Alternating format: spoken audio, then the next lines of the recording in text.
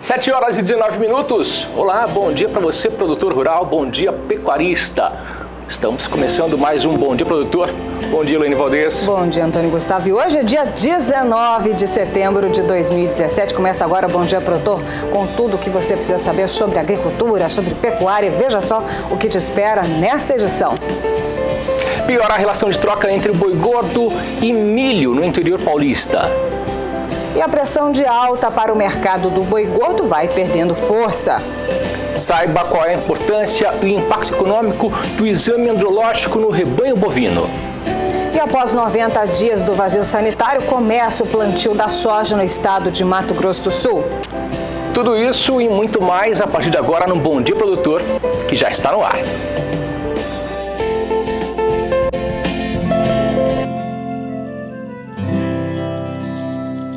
Acorda que o galo já cantou e o sol já vem fazer brotar mais um novo dia. Lenha no fogão, café pra esquentar e a bicharada no quintal. Horta pra molhar, tira leite no curral.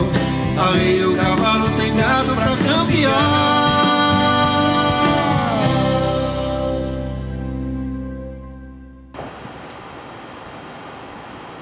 Bom Dia Produtor inicia essa manhã de terça-feira para falar do mercado do boi gordo, da arroba do boi gordo. Após 2 semanas consecutivas com altas frequentes, ontem no fechamento o que se viu foi ofertas abaixo da referência. Quem traz para você mais detalhes é o zootecnista Gustavo Aguiar, da Scott Consultoria. Olá, aqui é Gustavo Aguiar, trazendo informações sobre a abertura de mais uma semana no mercado do boi, no dia 18 de setembro de 2017. Bom, recapitulando rapidamente como é que ficou o fechamento da semana passada, o que a gente viu na sexta-feira anterior foi um grande volume de frigoríficos fora das compras, inclusive JBS fora em praticamente todos os estados pesquisados. E na abertura dessa semana o que a gente observa é um volume maior de indústrias já voltando às compras. Ainda existe uma parcela significativa que permanece fora, né, das negociações, mas sim a gente teve já a recuperação de parte das indústrias, né, voltando às compras. Mas isso não quer dizer que o mercado esteja mais firme com isso. Isso porque esses frigoríficos que retornaram às compras vieram ofertando valores mais baixos, ou seja, na tentativa de impor queda nas referências. Contudo, o que a gente percebe é que o volume de transações, né, o volume de negócios ainda é bastante baixo, então nesse momento ainda trata-se de uma tentativa, né, de baixa nas referências do que de fato uma redução sistemática nas referências do mercado do boi. Só para a gente ter uma ideia, a grande maioria das praças pesquisadas pela Scott Consultoria ficou estável no fechamento de hoje. Onde houve alteração foram 5 praças que tiveram altas, 2 que tiveram baixas, o restante das 32 pesquisadas, ou seja, 25 praças, ficaram estáveis como reflexo desse volume de transações ainda bem baixo, mesmo tendo essas indústrias voltado, pelo menos parcialmente, às compras na abertura dessa semana. Bom, pessoal, por hoje é isso. Meu nome é Gustavo Aguiar, sou zootecnista e consultor de mercado da Scott Consultoria. Até a próxima. Bom Dia Produtor destaca a relação de troca boi gordo versus milho. De acordo com a Scott Consultoria, a referência em Campinas, interior do estado de São Paulo, para a saca de 60 quilos do milho está cotado a R$ 28,00. Isso para entrega imediata sem o frete. Se por um lado a ponta vendedora está ainda retraída, por outras exportações continuam mais aquecidas desde meados também do mês de agosto. E essa referência do preço do milho que a gente vai acompanhar agora na tela do seu televisor, veja em relação ao mês de agosto, o quanto já valorizou a saca de 60 quilos, de acordo com a Scott Consultoria, uma alta de quase 10%, 9,6% de valorização. Entretanto, quando comparado com setembro do ano passado, nos últimos 12 meses, uma queda expressiva de 30,4%. Também considerando a praça de São Paulo, veja agora como está a relação de troca entre o boi gordo e o milho atualmente.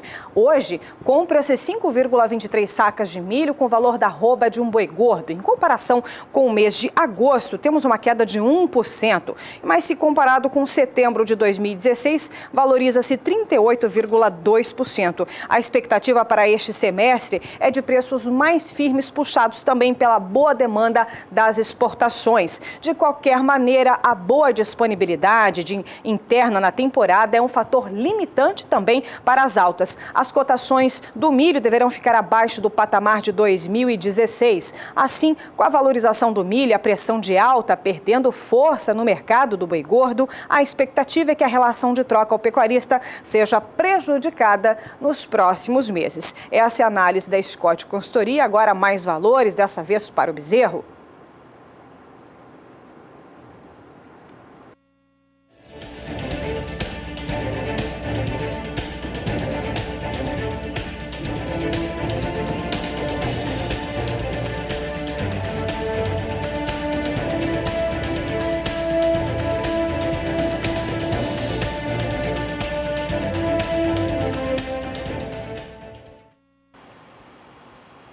E o Bom Dia Produtor traz para você logo cedo informações com relação à previsão do tempo, porque nós entendemos que você, pecuarista, quer saber como vai ficar a situação das pastagens. E nós começamos falando da região centro-oeste, que está com um déficit hídrico, e isso tem prejudicado muito o desenvolvimento dos pastos. Vamos saber agora se vai ter chuva para as próximas semanas. Quem traz para a gente as informações é a Juliana Rezende, da Somar Meteorologia. Juliana, tem previsão de melhora para essa região? Bom dia. Agroclima, oferecimento Biomatrix, sinal verde para alta qualidade em grãos e silagem de milho. Steel, é hora de você fazer com motosserras Steel. Olá, bom dia a todos. Isso mesmo, nas próximas semanas, os cenários começam a ser mais otimistas para as áreas de pastagem da região centro-oeste. Isso ocorre porque durante os últimos períodos o tempo mais seco vem diminuindo bastante os índices de umidade do solo, como é o caso do Mato Grosso e também de Goiás. Nas áreas em vermelho do mapa, a disponibilidade hídrica está abaixo até de 10%. Isso mantém os pastos com um ritmo mais lento de crescimento. Nos próximos 5 dias, o tempo seco ainda deve persistir na maior parte da região centro-oeste. Algumas áreas de instabilidade agora podem causar chuva fraca no norte de Goiás, mas essa chuva não deve ter potencial para garantir melhores condições do solo. A partir da próxima semana, as áreas de instabilidade começam a avançar um pouco mais pelo oeste do Mato Grosso, oeste e sul também do Mato Grosso do Sul. Só que as chuvas ainda devem seguir fracas. O acumulado é baixo e não passa de 5 milímetros. Agora, na terceira semana, é que as instabilidades conseguem avançar um pouco mais pela região centro-oeste. Agora chove na maior parte da região. O volume mais expressivo ocorre em Goiás, ainda no noroeste do Mato Grosso. Então, no decorrer das próximas semanas, as condições climáticas começam a ser um pouco mais favoráveis para as áreas de pastagem, porque a partir da terceira semana a chuva se torna mais abrangente em grande parte da região centro-oeste, garantindo melhores condições hídricas do solo para as áreas de pastagem. Daqui a pouco eu volto com mais previsão do tempo. Elatos é a principal forma de defesa contra as doenças da soja. Mas não acredite em mim, locutor. Acredite nos produtores que utilizam Elatos. Ele é preventivo, daí não deixa a doença entrar, né? Já protege bem, né? Elatos eu assino embaixo. É um produto diferenciado. Eu usei, gostei e vou usar de novo.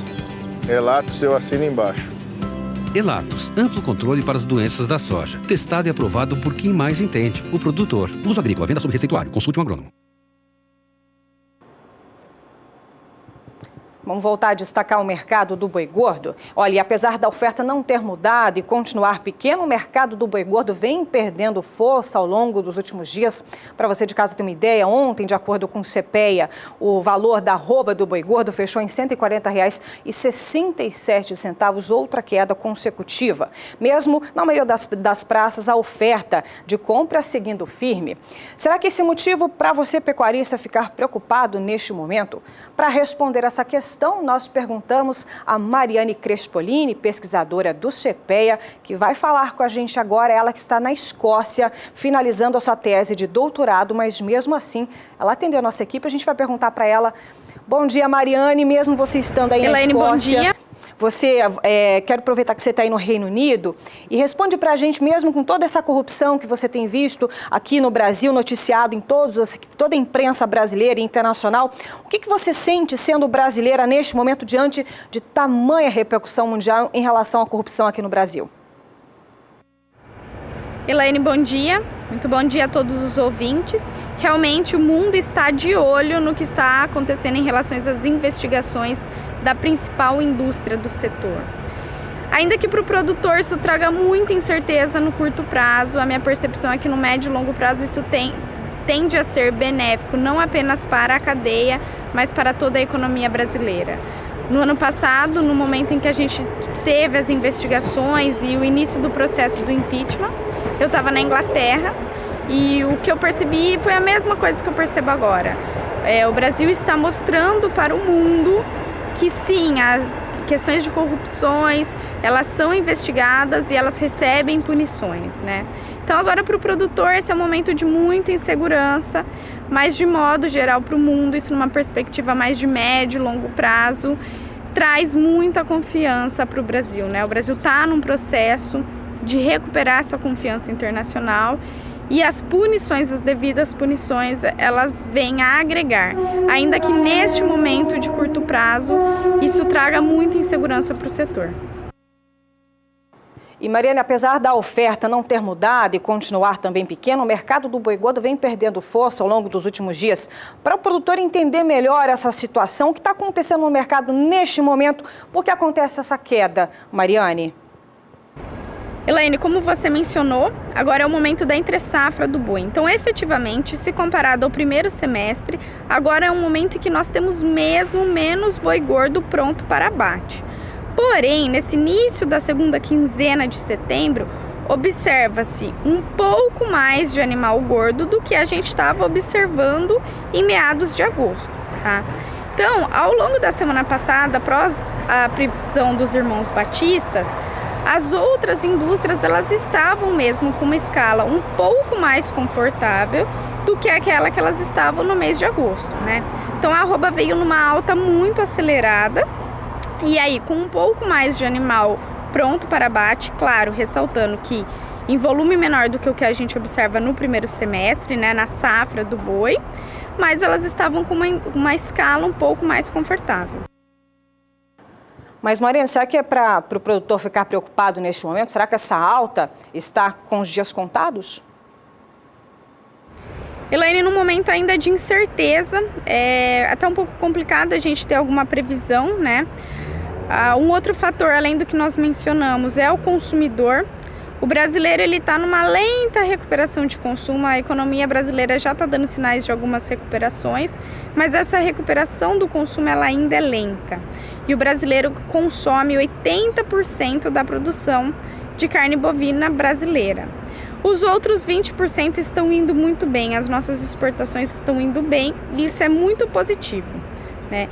E isso, aliado à entre-safra, tendem a sustentar preços. Mas o produtor tem que lembrar que nós viemos de uma alta para o mês recorde no mês de agosto. E quando tem altas muito aceleradas, essas altas, elas tendem a diminuir o seu ritmo, tá, Elaine? Mas ainda é um momento muito cedo para a gente efetivamente prever o que pode acontecer, dado a toda a incerteza política que tem relacionada ainda à principal indústria do setor.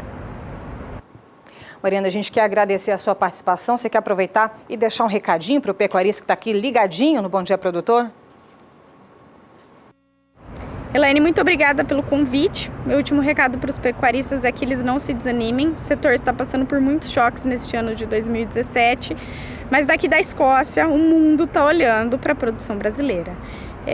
Cada vez que eu saio do Brasil parece que abre um pouco mais a minha cabeça no sentido que é o Brasil que vai atender a demanda de carne bovina e também de proteína animal para o mundo, né? Nós temos um custo muito competitivo e um clima que ajuda muito também, tá bom? Muito obrigada pelo convite e sigo à disposição. Obrigada, eu conversei com Mariane Crespolini, ela que é pesquisadora do CPE, está neste momento na Escócia finalizando a sua tese de doutorado com uma visão otimista de uma brasileira no Reino Unido. Antônio. E a pecuária de corte bovina está ganhando destaque no cenário nacional e também no internacional com relação ao cenário econômico. Isso devido ao alto índice de produção alcançado nos últimos anos. Apesar desse destaque positivo, o setor ainda possui uma baixa eficiência reprodutiva em diversas regiões do país. Para detectar possíveis casos de infertilidade, é importante que haja o manejo reprodutivo. Isso é essencial para a empresa rural. Vamos falar agora sobre a importância do exame andrológico e os impactos econômicos que ele pode causar dentro de uma propriedade. Esse é o assunto do Bom Dia Entrevista.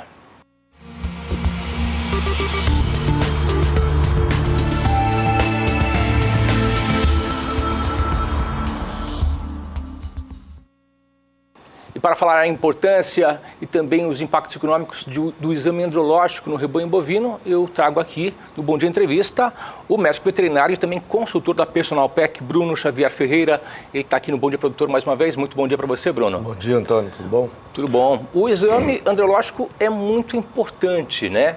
Porque ele pode detectar algum caso de infertilidade dentro de uma propriedade rural. Fala para a gente sobre a importância desse exame para o produtor rural, para o pecuarista, na verdade. Primeiramente, eu queria agradecer novamente, Antônio, o convite. A gente está entrando na estação de monta, daqui a alguns meses eu inicio essa estação de monta, então é um processo muito importante de ser realizado.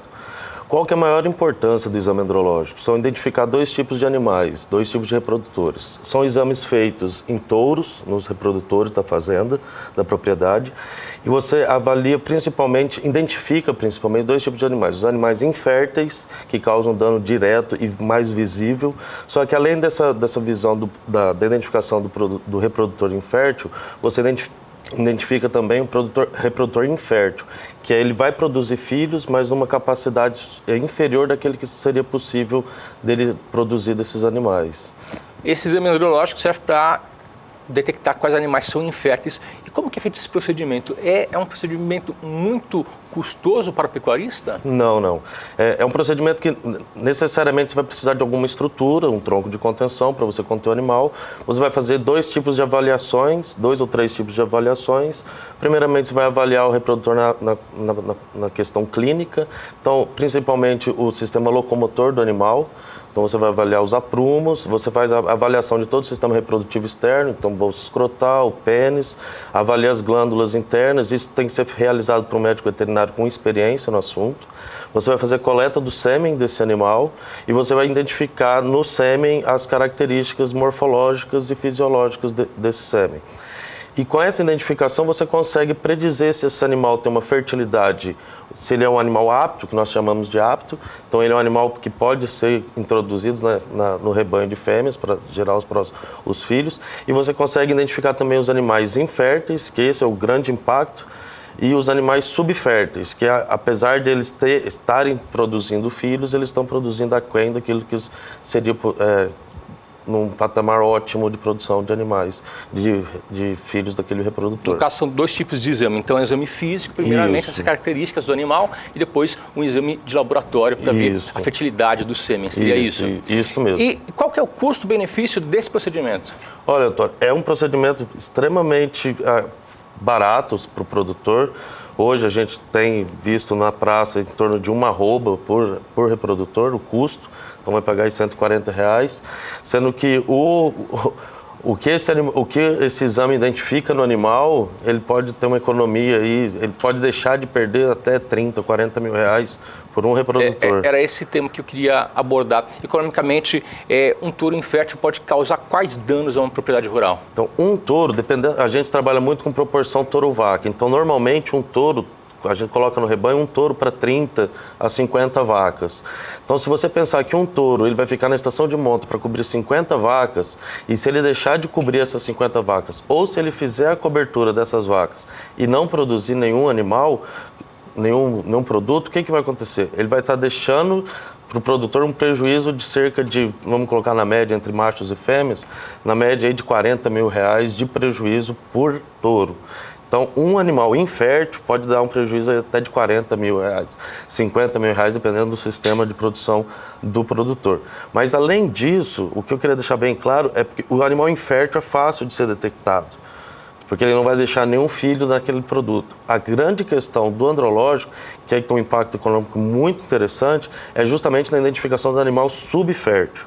Então, aquele animal que ele tem uma capacidade de produzir, só que por conta de alguma patologia ou de algum problema no sistema reprodutivo, ele deixa de produzir alguns animais. Ele coloca alguns animais, ele consegue emprenhar algumas vacas, só que ela fica abaixo do que ele poderia. E, além disso, essa progenie dele, como, por exemplo, as fêmeas que vão ficar no rebanho, também vão ser subférteis. Então, o que acontece? O prejuízo, além de ser um prejuízo direto, de um menor número de bezerros, ele está tendo um prejuízo indireto que ele não consegue mensurar, que ele está colocando muita matriz, repondo muita matriz subfértil. Então, o prejuízo é muito maior do que aquele mensurável de uma maneira direta, que é a não produção de bezerro. Você falou dos prejuízos em não se fazer esse exame. E agora fala para a gente com relação aos benefícios em se fazer economicamente. Então, o primeiro benefício que a gente tem, por isso que eu queria salientar aqui, seria muito importante ser realizado por um médico veterinário com experiência. Porque o que acontece? Um exame andrológico bem realizado, ele consegue otimizar a utilização desse touro. Então, num sistema convencional que a gente utiliza 1 para 30, 1 para 50, 1 para 40, um exame andrológico bem realizado, com um profissional bem capacitado, a gente consegue otimizar a utilização desse touro. Certo. Então, ele passa de 1 para 30, a gente pode ter casos de 1 para 70, de 1 para 80. Então, é um animal que tem uma aptidão reprodutiva muito boa. Então, você pode otimizar esse animal. Então, você, consequentemente, você diminui a torama da fazenda. Ou você consegue alocar esses touros em alguns lotes para você otimizar esse resultado. Então, você consegue, além de economizar na compra de material, na compra de touros, você otimiza esse touro, você consegue fazer com que ele produza filhas mais férteis, com mais precocidade sexual, que emprenham antes, que entram na estação de monta antes. Então, a questão da utilização do reprodutor apto e com o exame andrológico bem feito é justamente isso. Você otimizar o reprodutor, diminuir a quantidade de touros da fazenda e aumentar a fertilidade das suas fêmeas. Então, esses três fatores juntos levam um retorno econômico direto para o produtor e é muito, muito viável para o produtor realizar o exame justamente para identificar esse tipo de animal. Perfeito. O assunto é muito interessante e nós vamos voltar a falar sobre esse assunto aqui no Bom Dia Produtor. Obrigado, Bruno Xavier Ferreira, pela participação aqui no Bom Dia Produtor. Obrigado, Antônio. Obrigado, produtores. Bom dia para vocês. E nós temos mais informações, Elaine? A gente segue falando sobre estação de monta, já orientação importante para você que está nos acompanhando. E a inseminação artificial em tempo fixo, a IATF, permite essa agilidade no processo de reprodução.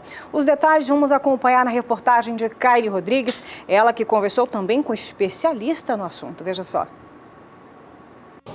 Eu estou com José Vasconcelos, conhecido Zequinha, professor da Unesp de Botucatu, São Paulo, referência quando o assunto é IATF em gado de corte. Professor, prazer falar com o senhor, né? E quais são aí os avanços quando o assunto é IATF em gado de corte?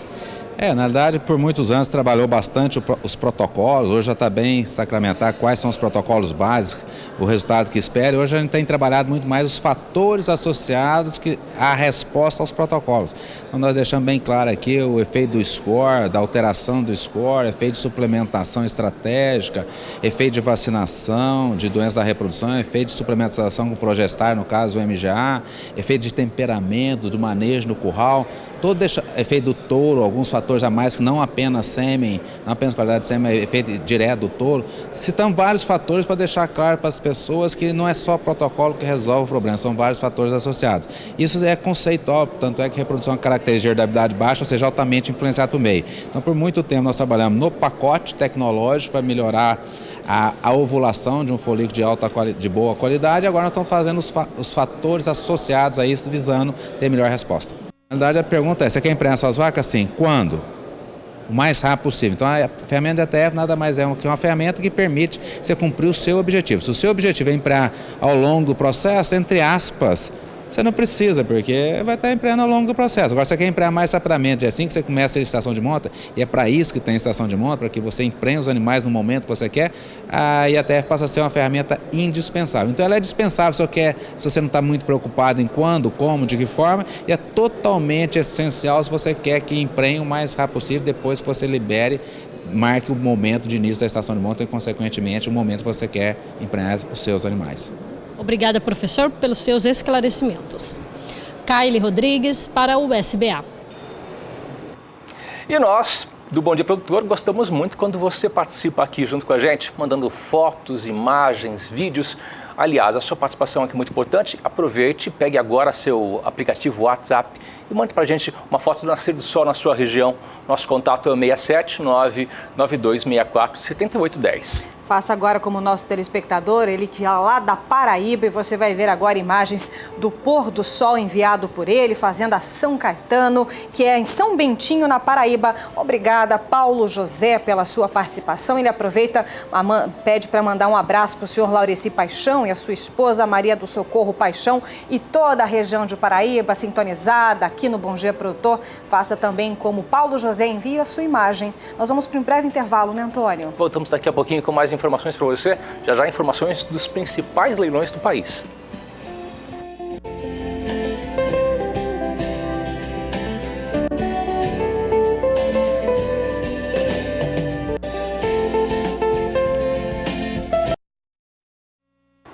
Sete horas e 46 minutos pelo horário de Brasília. Para você, uma excelente manhã de terça-feira em ótima companhia do Bom Dia Produtor, né, Antônio? Agora é hora de investimento. É isso mesmo, viu, Elaine? Nós vamos falar para você, produtor rural, que quer fazer um grande investimento.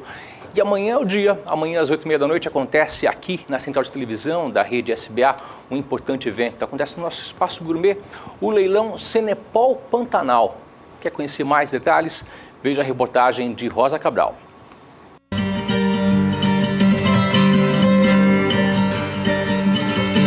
O contraste do verde da exuberante natureza e o vermelho do Senepol adaptado no Pantanal, localizado a noroeste de Mato Grosso do Sul. E no roteiro de pecuária dessa história está o criador Aldo Teló, com quem me encontrei na Fazenda Esperança. Gaúcho fincou raiz em Mato Grosso do Sul. Como é que foi o começo na pecuária? Então eu e meu irmão César, na verdade é meu parceiro César, né? Nos juntamos já há algum tempo, há mais de 20 anos, e compramos uma pequena propriedade. A gente veio da roça lá do Rio Grande do Sul e a roça ficou na gente. Então a gente foi para o comércio, desde criança, desde jovens, né? Mas sempre com aquelas saudades de um dia voltar a mexer com a roça. Até que quando a possibilidade nos permitiu, nós entramos logo na criação de gado Nelore. E aí surgiu um outro gado no meio, que é o Senepol, não é? Como é que o senhor se interessou pelo Senepol? Quem nos colocou no Senepol foi o Almir Sater. Aí ele nos mostrou que ele estava fazendo um trabalho diferente, né? Ele havia comprado alguns touros da raça Senepol e que esses touros eram muito bons para cobrir a campo no Pantanal. Nós que gostamos do cruzamento industrial nos interessamos pelo assunto, pesquisamos e entramos no Senepol. Os investimentos nas doadoras de renomados criatórios e a escolha dos reprodutores seguiram a mesma linha, criteriosa.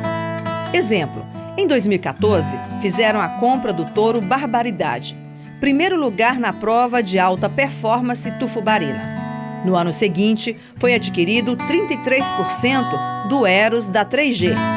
Destaque na prova de eficiência no Centro Avançado de Pesquisa em Bovinos de Corte do IZ, em Sertãozinho. No cronograma, 2016 fechou com o Superior e 2 elites também na prova de alta performance Tufubarina.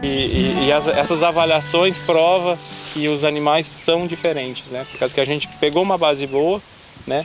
E eles estão mostrando que essa tendência de ser melhor. Nos destaques dos resultados, o touro Punch 33 se destacou na 6ª prova de desempenho do Senepol, a PADES, a pasto por 196 dias no Pantanal de Miranda e na prova da Embrapa Gado de Corte, no Centro de Desempenho, onde permaneceu por 55 dias no primeiro semestre desse ano. Lá na PADES, a pasto, ele foi 2º lugar no grupo dele, na bateria, né, que ele participou, de idade, né, tendo se destacado para peso, ganho de peso, perímetro escrotal, espessura de gordura subcutânea, que é acabamento, né, ficando como elite nessas características. E depois, também aqui agora em confinamento, uma condição mais intensiva, ele ficou em primeiro lugar dentro do grupo dele, né, dentro do índice criado aqui pela nossa equipe, ele ficou em primeiro também com um ótimo desempenho. O negócio por aqui é produzir carne e para esta finalidade, o sistema da criação funciona assim. Veja na tabela. Os touros nascem na fazenda São Francisco, no Pantanal. E entre 60 e 90 dias são trazidos para a recria na Fazenda Esperança. Quando estão prontos para a monta, aos 22 e 24 meses, retomam o caminho pantaneiro. O rendimento na desmama, nos cruzamentos do Cenepol em vaca Nelore e mestiças, travam na balança 235 quilos. Estou falando aí de uma bezerrada de 9 e 10 meses. O médico veterinário que faz os acasalamentos me conta que a heterose tem resultado na casa dos 20 e 30% no ganho de peso. Resultado pontuado em cima de genética, é fato. Mas a adaptabilidade tira a prova dos 9. Se ele não fosse adaptado, ele pesaria menos. Concorda comigo? Sim, claro. Entende? Então, ele mostra essa adaptação pela produção. A gente busca o que tem de melhor, né? A gente busca os animais que têm DEP destacada, animais que ficou destaque em provas, né? E a gente busca esse material para trazer e para fazer um animal melhorador, que dê peso. E com esse foco, a produção de machos e fêmeas Cenepol mostrados nos grandes criatórios estão a remate em setembro. Neto Garcia, também criador, aqui como assessor, se juntou com a equipe da fazenda para apartar os animais. O mercado merece isso, o mercado pede a qualidade e eles ficaram anos produzindo essa qualidade dentro da fazenda e está muito bacana, tem um volume muito bom de animais, uns animais diferenciados na questão de criação, na questão de seleção. Desde o começo eles focaram muito na questão de precocidade de animal, produtividade realmente, focado muito mais nessa questão do peso, da produtividade, da precocidade dos animais, do que ligado às vezes até na parte mais genética, da coisa rara e tudo mais. Temos também esse tipo de animal que vem a qualidade junto. Então todo mundo está se empenhando ao máximo para realmente fazer um leilão a ponto da Cenepol Pantanal, que é o que eles sempre focaram, qualidade, e assim vai ser o leilão do começo ao fim, com qualidade.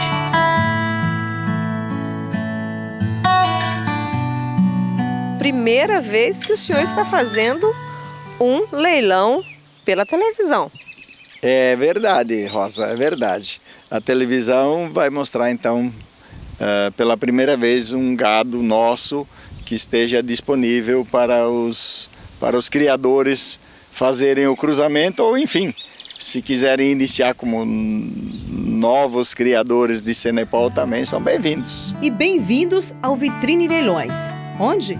No canal pioneiro em leilões no Brasil, Canal do Boi.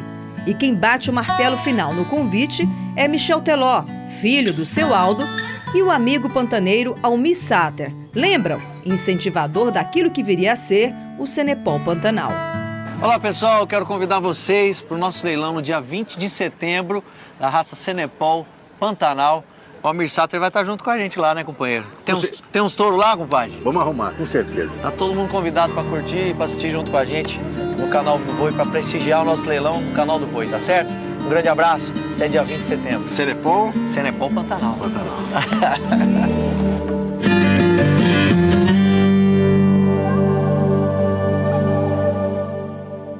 Tá aí um convite mais que especial, portanto, amanhã, a partir das 8h30, 8h30 da noite, aqui com transmissão pelo Canal do Boi, direto do Espaço Gourmet, este grande evento para você que quer fazer um bom investimento. Ainda falando em investimento, também no domingo, dia 24, é a vez do 4º leilão Primavera Genética Aditiva e convidados também com transmissão aqui pelo Canal do Boi a partir das 14 horas pelo horário de Brasília. Em oferta serão 200 touros Nelore. As informações com a jornalista Juliana Casanato.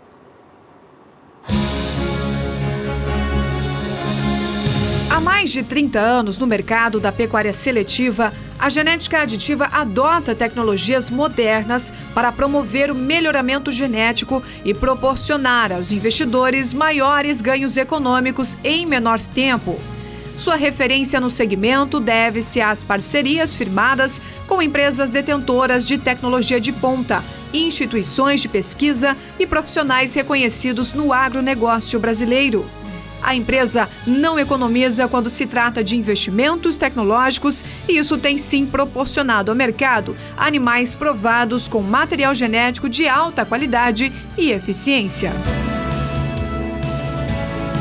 O rebanho da genética aditiva é avaliado por 3 programas, ANCP, GenePlus e ABCZ. O criatório é composto por fêmeas com idade inferior a 6 anos e todas produzindo um bezerro por ano. Isso demonstra precocidade no rebanho e stability. Os animais que serão comercializados no dia 24 de setembro são de alta performance e foram identificados, sendo 649% acima da média da ANCP.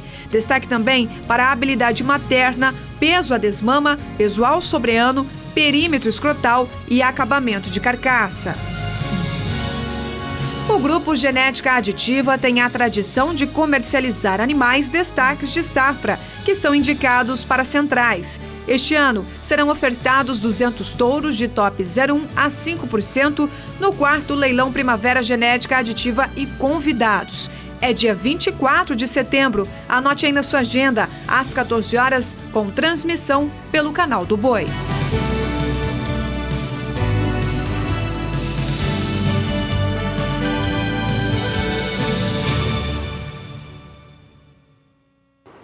E depois de todas essas informações dos leilões que estão agitando as pistas do país, nós vamos para um breve intervalo comercial, Antônio. Mas voltamos daqui a pouquinho para falar sobre a abertura oficial do plantio da soja em Mato Grosso do Sul.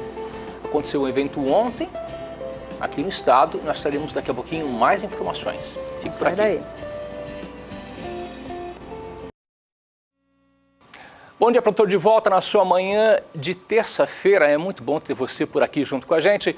E agora o assunto é sobre o lançamento oficial do plantio da soja em Mato Grosso do Sul.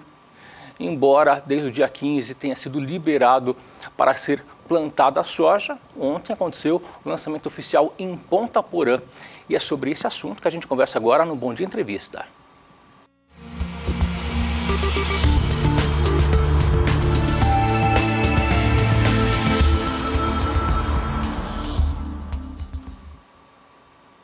E quem esteve presente ontem lá no lançamento oficial, nessa parceria entre Canal do Boi, a ProSoja e Senar MS, foi João Pedro Couto Dias, nosso analista de agronegócio aqui da rede SBA, que vai falar para a gente tudo sobre esse lançamento.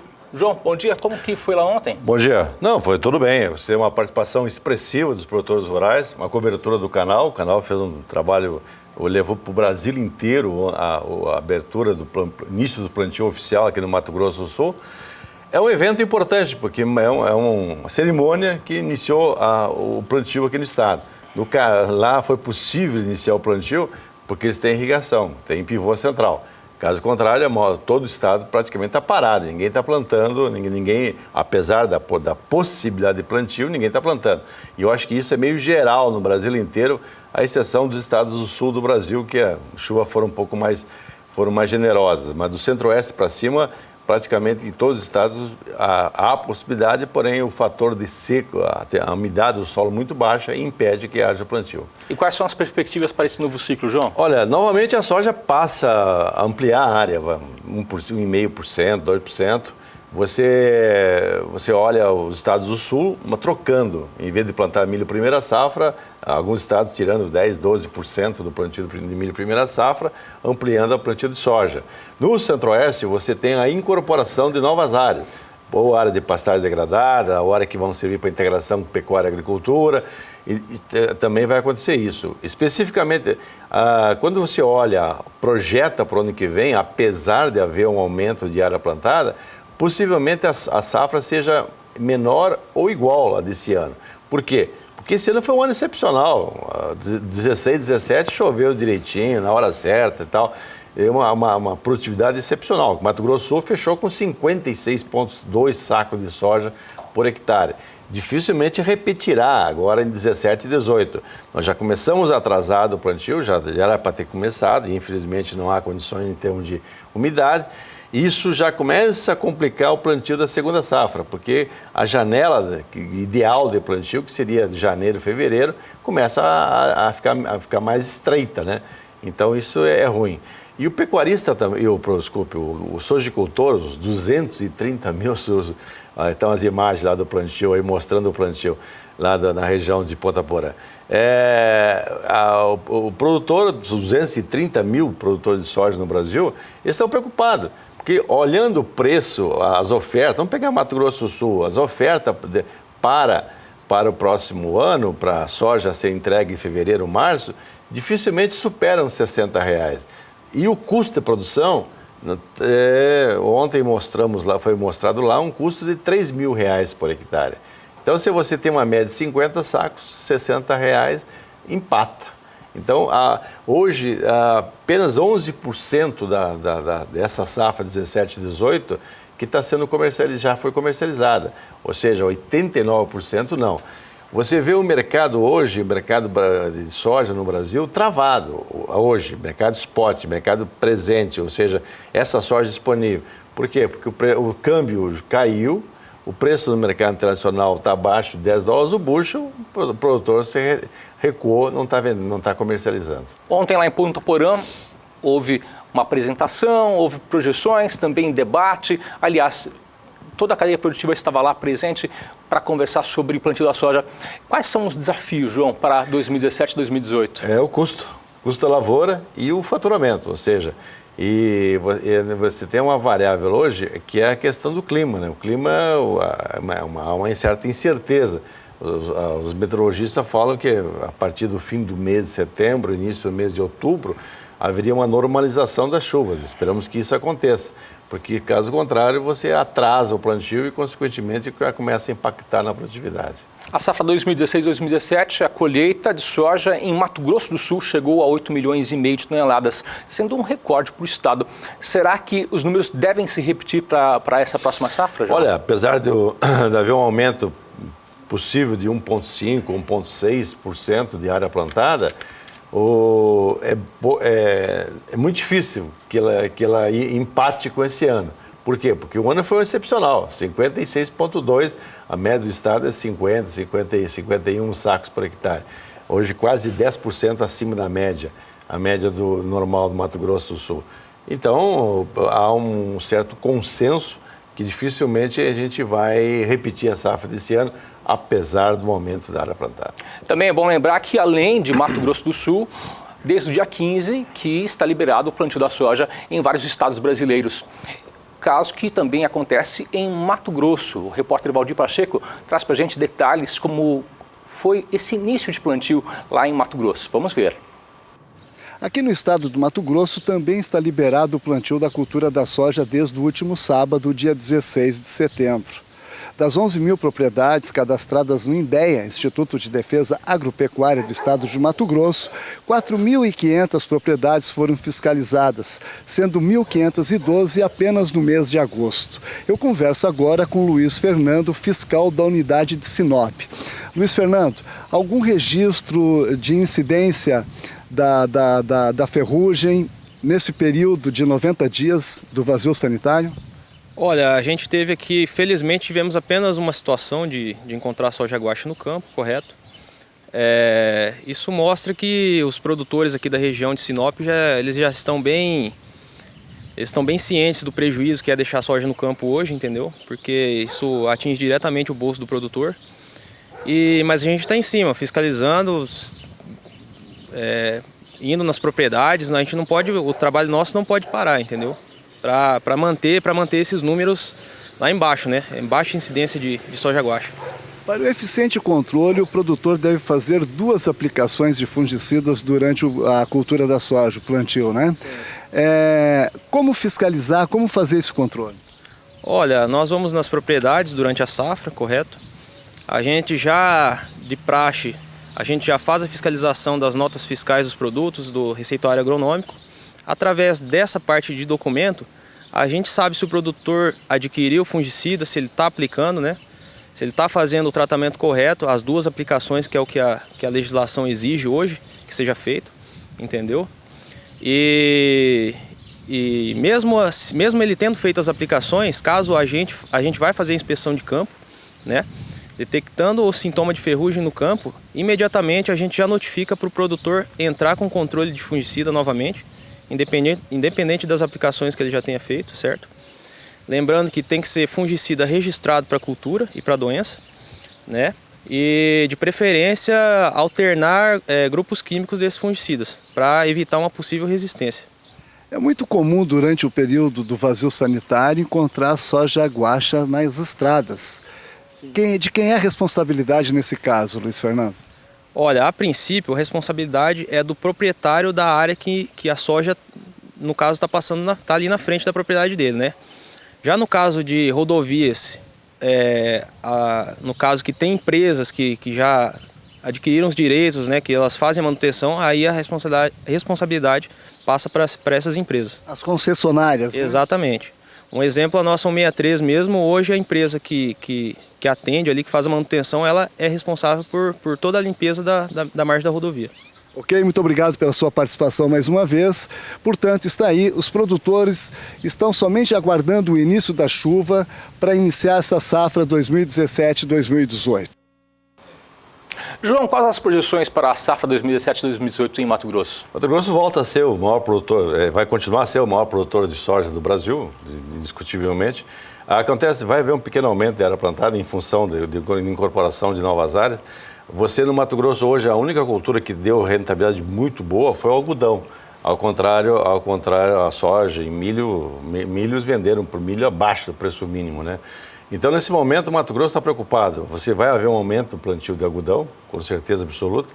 A soja aumenta um pouco, pequena coisa, 1,5%. E a preocupação no Mato Grosso hoje chama-se logística, né? Ou seja, eles têm que mudar o rumo do grão deles, porque com o preço apertado, o preço lá no porto apertado e o câmbio não ajudando, a margem do produtor vai embora no transporte. Então, eles estão hoje preocupados com a questão de aumentar as exportações pelo Arco Norte, ou seja, mandar o que for possível, onde for possível, mandar via Miritituba ou pela Norte-Sul, lá, levando até o Porto de Itaqui, no lado leste do estado. No sul do estado, a ferrovia ocupando um espaço maior, levando até o Porto de Santos, porque senão a logística mata. Você pega o preço do milho, por exemplo, R$29 no porto, R$30 no porto, e você pagar quase R$15, R$16 por saco de transporte, não tem jeito, a conta não fecha. Aí já é outro assunto. Aí a gente conversa depois, outro dia, sobre transporte, sobre o gargalo do Brasil. A logística no Brasil, infelizmente, é um eterno problema, né? Obrigado, João. Até mais. Bom trabalho. E a Elaine traz pra gente agora mais informações. Elaine. É isso mesmo. Por aqui, vamos trocar de assunto. Destaque para o mercado da pecuária leiteira. Eu vou trazer os números divulgados na semana passada pelo Instituto Brasileiro de Geografia e Estatística, o IBGE, sobre a captação de leite. Se para o segundo trimestre deste ano, que é abril, maio, junho, teve uma leve queda em relação ao primeiro trimestre, por outro lado, o primeiro semestre vem apresentando recuperação em relação ao mesmo período do ano anterior. E são esses números que você acompanha com Bom Dia Produtor nesta manhã de terça-feira. Segundo trimestre, a captação de leite ficou em 5 bilhões e 600 milhões de litros, portanto, uma leve queda de 3,4% em relação ao primeiro trimestre desse ano. Entretanto, quando comparado com o primeiro semestre do ano passado, lembrando que esses primeiros 6 meses foram de 11 bilhões e meio de litros de leite aqui para o Brasil, a alta foi de 4,3% em relação ao primeiro semestre de 2016. Da mesma forma, vamos acompanhar também a produção leiteira nesse próximo fundamento, também em relação ao segundo trimestre de 2017, repetindo que abril, maio, junho, Minas Gerais teve uma queda de 1,7% na produção leiteira, São Paulo já teve uma alta de 18%, assim como Paraná, 11%, e Santa Catarina, muito próximo, 11,1% de recuperação em relação ao primeiro trimestre deste ano de 2017. Rio Grande do Sul também teve números positivos, 7,1% a mais em relação à produção produção leiteira em relação ao primeiro trimestre, enquanto que Goiás liderou a captação, a produção leiteira aqui no Brasil, teve uma alta para o segundo trimestre em relação ao primeiro trimestre, de acordo com o IBGE, na ordem de 21,6%. Números para a gente acompanhar a produção e a captação leiteira para esses primeiros 6 meses de 2017. Falando em leite, tem cotação chegando para você acompanhar.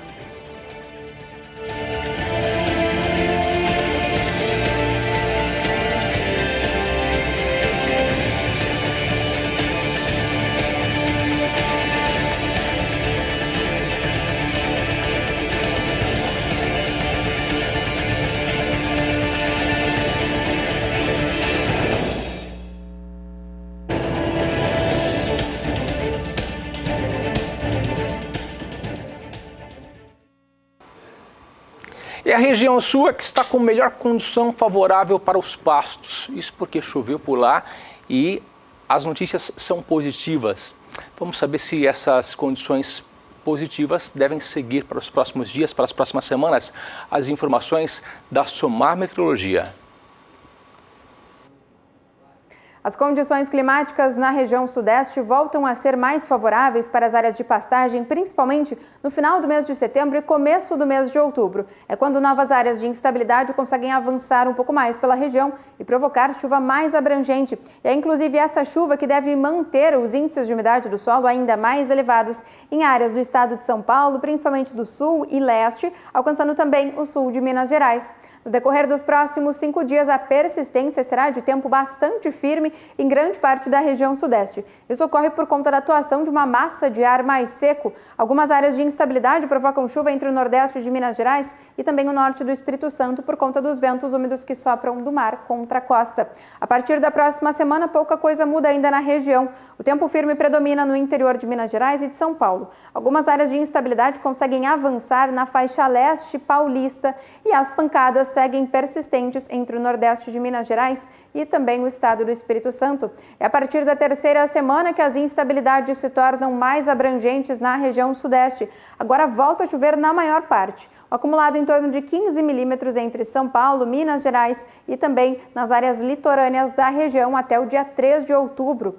Então, no decorrer das próximas semanas, volta a chover de forma mais abrangente somente no final do mês de setembro e começo do mês de outubro. Com isso, as áreas de pastagem seguem beneficiadas na região sudeste por conta dessas chuvas aumentar um pouco os índices de umidade no solo. Daqui a pouco eu volto com mais previsão do tempo. E o sol é uma forte presença na Expo Inter 2017. E é dele que a empresa Focking tira energia para a sua nova linha de produtos. Eu converso agora com Siegfried Quast, ele que é diretor superintendente da Focking. O que o ano de 2017 e a Expo Inter trouxeram de novidades para a empresa? Nós estamos com 2 novidades. Uma é o lançamento do EcoPump Plus, que é um novo sistema de bombeamento, onde você pode ter uma economia de energia de até 40%. Então, se a pessoa tem um sistema de irrigação e tem variações na sua declividade do terreno, ele faz a leitura inteligente em cada ponto desse terreno e regula a rotação do motor. Então, o motor, ao invés de estar trabalhando em pleno, ele vai se adequando conforme a necessidade. Então, isso provoca a economia de energia. E o outro lançamento muito forte é o sistema fotovoltaico. Hoje nós já estamos, inclusive, com o Finame para sistema fotovoltaico, onde você pode produzir a energia a partir do sol. O Brasil tem um potencial incrível, fantástico, de radiação solar. E essa radiação solar ela pode ser transformada em energia. Então isso é mais uma solução para o homem do campo, como também para as indústrias e parques solares de uma maneira geral. Ok, muito obrigado. Paulo Andrei falando da ensolarada Expo Inter para o Sistema Brasileiro do Agronegócio. Produtos feitos especialmente para você garantir maior produtividade e, consequentemente, rentabilidade, que é o que todo produtor procura, não é mesmo? Então, eu vou mostrar para você novas cultivares, lançamentos aqui pela Germipasto, e quem vai dizer para a gente essas novidades é o engenheiro agrônomo Guilherme Beretta. Beretta, bom dia! Qual que é o diferencial em relação às demais? Olá, Elaine, bom dia a você, bom dia a todos. Olha, Elaine, realmente a Germipasto se destaca no cenário nacional em produção de semente. E lembro que a Germipasto também faz parte da Unipasto, que nada mais é que uma associação de sementes, né, uma empresa de sementes, onde a gente busca recurso, fomento para justamente estar financiando a pesquisa. Agora, recentemente, Elaine, em março agora desse ano, durante a Dinapec 2017, lá na Embrapa Gado de Corte, aqui em Campo Grande, foi lançada 2 novas cultivares, né, a braquiária híbrida, a primeira braquiária híbrida, a Ipiporã. Inclusive, talvez uma das características dessa braquiária é justamente ser resistente a todas as cigarrinhas, inclusive a marranarva, que é uma cigarrinha da cana, que praticamente quando há o dano desse inseto, dizima toda a parte da cultura instalada. Também um pânico, né? O segundo pânico híbrido, o pânico Quênia, que justamente veio para diversificar as forrageiras dentro de uma propriedade. A pesquisa nos mostra exatamente isso, que nós temos que ter aí 3, 4, 5 forrageiras dentro da propriedade, afinal é muito fácil ter aí cria, recria, engorda, e cada categoria animal nós temos aí uma certa exigência. E a Germipasto, como sempre, né, não poderia ficar de fora de todo esse know-how de produção de semente. Nós temos aí para comercializar para você também a braquiária Ipiporã e também o Quênia. Bom, meus amigos, eu trouxe uma matéria, é o diretor da Unipasto, né, o Marcos Roveri, falando exatamente dessas 2 cultivares, desses 2 novos lançamentos lançados aí durante a Dinapec 2017. Vamos dar uma olhada.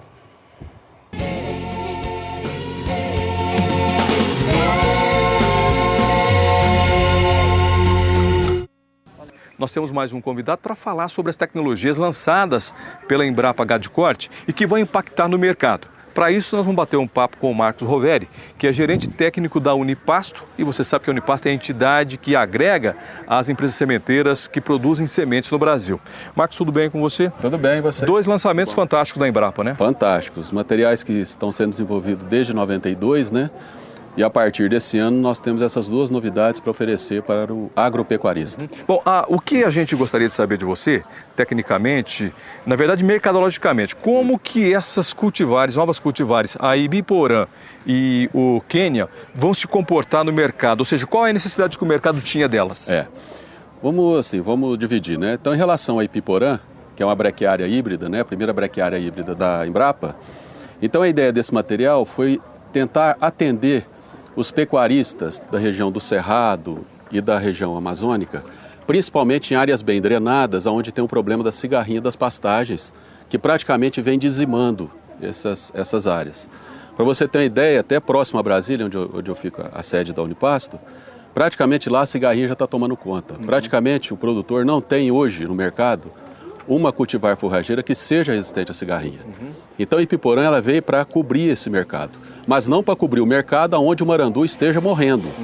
Porque onde o marandu está morrendo é uma síndrome, tem várias características, tá certo? E a cigarrinha é um componente, mas esse material ele não aguenta encharcamento. Então ele não pode ser direcionado, por exemplo, na região amazônica, lá no bioma Amazônia, onde tem problema de umidade do solo. Então onde a área é bem drenada, você pode colocar o material sem problema. Agora, onde tem problema de encharcamento, ele não pode ser colocado. Esse é o Ipiporã. No caso do Quênia é o seguinte, é um material de alto teor proteico. Pra você ter ideia, ele apresentou os resultados 30% superior ao Tanzânia, considerado o capim de melhor qualidade nutricional. Então, esse material para produção de leite, para sistemas mais intensivos, é um material que vai se encaixar muito bem. Ou seja, o mercado então tem aí 2 novas cultivares para aumentar a produtividade. Esse é o objetivo. Isso. Então, produtividade e resolver animal, problemas pontuais como cigarrinha das pastagens. Então, é um diferencial muito grande, né? Então, hoje você pega de todo o portfólio que você tem de forrageiras, você não tem um material com resistência à cigarrinha.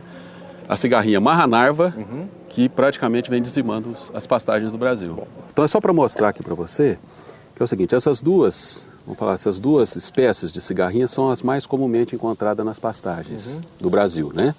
Que é as cigarrinhas típicas, né? Que é a Notosulia e a Deois, aquelas pintadinhas, né? Que o pessoal conhece. Agora, o grande problema que a gente está encontrando é com essa aqui, que se chama marranarva. Uma cigarrinha mais vermelha, tem várias espécies, e ela que vem dizimando praticamente toda essa parte do bioma Amazônia, uma parte do Cerrado. Então, esse material, o Ipiporã, ele é resistente por antibiose a essa cigarrinha. Aqui, ó, então, a mais voraz entre elas, né? A mais voraz. Isso aqui é um dano danado. Então, praticamente, ela é um componente da morte do brequiarão. Do brequiarão. É um dos componentes. Porque o brequiarão, todas as cultivares que tem no mercado, nenhuma é resistente a uma ranarva igual a essa aqui. A Ipiporã. A Ipiporã. No caso do Quênia também, ele é resistente também a marranarva. Só que os pânicos não têm problema com marranarva, pelo menos por enquanto, certo? Mas nas avaliações dos pesquisadores da Embrapa, esse material também é resistente a marranarva. Mas dentre as brequiárias não existe. Que é a melhor solução, né? Uma cultivar resistente do que a aplicação de... Exatamente. Porque tudo que você faz na pastagem, certo? Pelo valor agregado que ela tem, tudo fica caro. Entendeu? Então, por isso você tem que... Dentro dos bancos de amorplasma, dentro dos cruzamentos, você tem que optar por culturas que tenham... Que são resistentes, né? Resistência. Claro, economicamente é muito mais viável, né? E ainda ecologicamente também, do que aplicar, né, o inseticida. Resistência e tolerância. Então, essa linha que a Embrapa segue, né? Para apresentar para os agropecuaristas. Legal.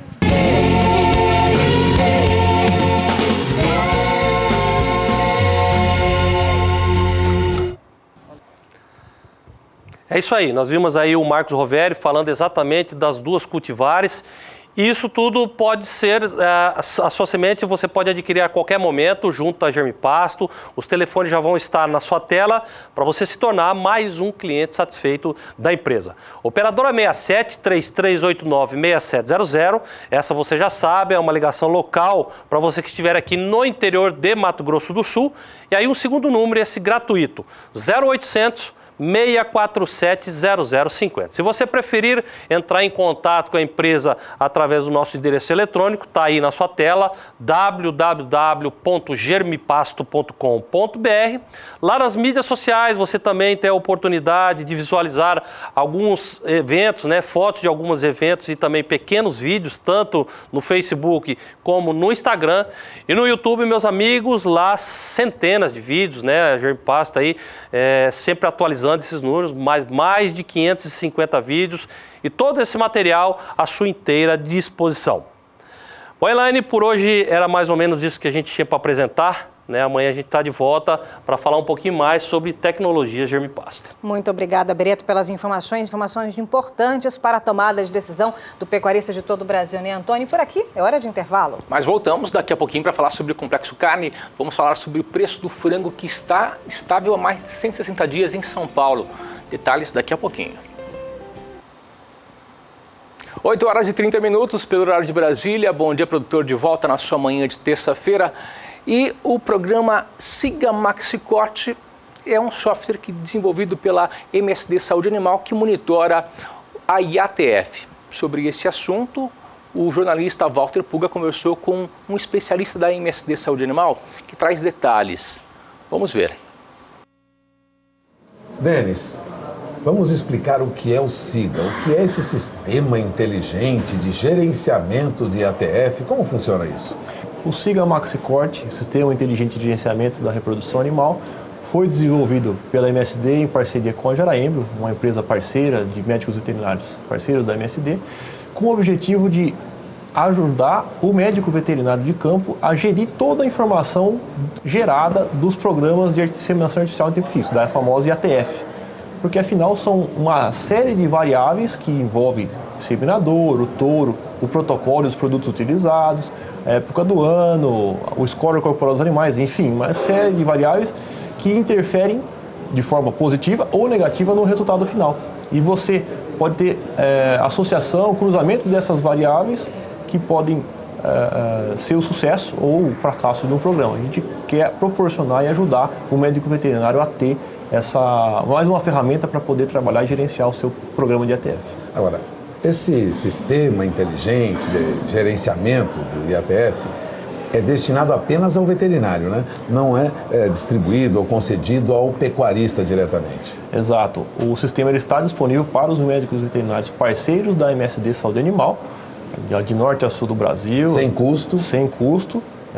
E nós temos ele aberto ao uso para os produtos da MSD, mas também os produtos do mercado, porque a gente sabe que algumas fazendas têm preferência são clientes daquele veterinário, mas têm preferência por algum outro produto. E do ponto de vista estratégico, isso é importante para nós, que nós conseguimos ter informações dos produtos do mercado e também dos produtos da MSD e fazer essa comparação. E por que a gente busca isso? Nós acreditamos muito na superioridade dos resultados dos protocolos de ATF da MSD. E quando a gente compara com os produtos do mercado, sempre ele tem se mostrado acima dessa média dos concorrentes. Bom, o SIGA, que é esse sistema inteligente, vou repetir, de gerenciamento de ATF, não é novo, já está há 2 anos no mercado. Ele já permite uma confiabilidade, houve uma checagem. O que você diz desses 2 anos de atividade do SIGA? Exato, ele foi lançado em julho de 2015, já viramos 2 ciclos, 2 anos safra, e nesse meio de 2017 estamos com mais de 100 mil fêmeas cadastradas, sendo que 82 mil estão com o diagnóstico de gestão fechado. Tem muito ainda para fechar diagnóstico, mas 82 mil já é uma base consistente de informação e nós confirmamos muitos dos resultados das pesquisas aplicadas a campo que fazemos com universidades, por exemplo, com o professor Pietro Baruzelli, confirmamos essas hipóteses das pesquisas dentro dos resultados de campo. Isso nos dá muita segurança para recomendar e sugerir os protocolos, os programas da MSD no campo. Bom, para o veterinário que é um parceiro, mas ainda não tem intimidade com o SIGA, qual é a melhor maneira para obter esse sistema de gerenciamento? Eu sugiro que ele procure o profissional, o consultor ou o coordenador de território daquela região que ele atua,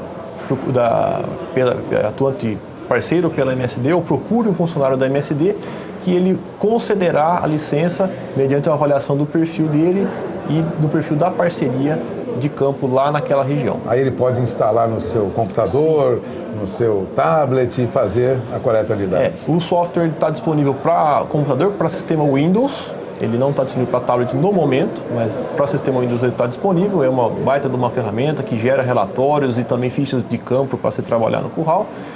E essa ferramenta só vai facilitar o dia a dia do trabalho dele. Ele vai conseguir, de maneira muito fácil, com alguns cliques, gerar relatórios que vão permitir agregar valor e apresentar esse resultado para o cliente pecuarista, o cliente lá do veterinário. E com certeza valorizando o seu trabalho e podendo ser mais bem remunerado por isso. Você acaba de ouvir Denis Alves Antônio, ele é gerente de produtos da MSD. O SIGA é um sistema que pode ajudar em muito o veterinário no desenvolvimento da sua atividade durante o IATF com os seus clientes. Passamos o recado? Passamos o recado, Pulga. Muito obrigado. Agradeço a presença do Denis aqui conosco. Vamos encerrando essa entrevista. Voltamos ao programa. E por aqui a gente traz para você mais informações para você garantir maior produtividade na sua empresa rural. Vamos falar agora da BRS Ipiporã, que vem fazendo sucesso em todo o Brasil. E a gente vai falar aqui dessa parceria da Embrapa com a Unipasto. E a Gabriela Campos está aqui junto com a gente, da Safra Sul Sementes, para contar tintim por tintim do diferencial dessa cultivar. Bom dia, Gabriela, seja bem-vinda ao programa. Bom dia. E por que comprar a Ipiporã? Qual que é o diferencial, a característica dela, Gabriela? Bom, o Ipiporã é um lançamento recente da Embrapa. Se dá pelo cruzamento de 2 cultivares, um capim-marandu com uma rosesiense de coleção. E ela é caracterizada pelo seu porte baixo, alto teor nutritivo, elevado perfilhamento basal, resistência à cigarrinha. Ela também tem uma alta quantidade, muita quantidade em folhas, poucos colmos. Então, é bem indicada, posso dizer que é pecuária leiteira, ovinocultura. Sim, pecuária também. de corte. Pecuária de corte. Sim, e olha, qual que é a exigência em relação à fertilidade do BRS Ipiporã, Gabriela? Ela tem uma exigência em média fertilidade, respondendo bem a uma adubação fosfatada, com uma saturação por base entre 35% a 40%. E assim, ela veio hoje para suprir uma demanda de quem já tem na área marandu, charaés, piatã, pelo seu alto valor nutritivo, pelo seu fácil manejo. Então, hoje veio para suprir essa demanda, para agregar valor. Muito bom isso, né? E olha, foram feitas também avaliações. Vamos ver como é que ela ficou? Vamos sim. É isso que a gente vai ver agora. Dá uma olhadinha você na tela do seu televisor sobre as avaliações. O que a gente pode ter aqui nesse comparativo, Gabriela? Quando comparado com o marandu, na questão do quilo, do peso animal dia, ela se demonstra superior a 16%, maior do que o marandu. É isso que eu falei para você, que hoje veio para suprir uma demanda de quem tem em área marandu, piatã, charaés, por ter um alto valor nutritivo. E é excelente, realmente, 16% é excelente. Significativo, né, Gabriela? Sim. Temos mais uma tela, dá uma olhadinha aqui também em relação ao diferencial da BRS Ipiporã. Quando comparado com o marandu, na proteína bruta a gente pode ver a porcentagem é bem superior. E questão da digestibilidade também ela se demonstra elevada. E o ganho médio diário animal se também demonstrou superior ao marandu.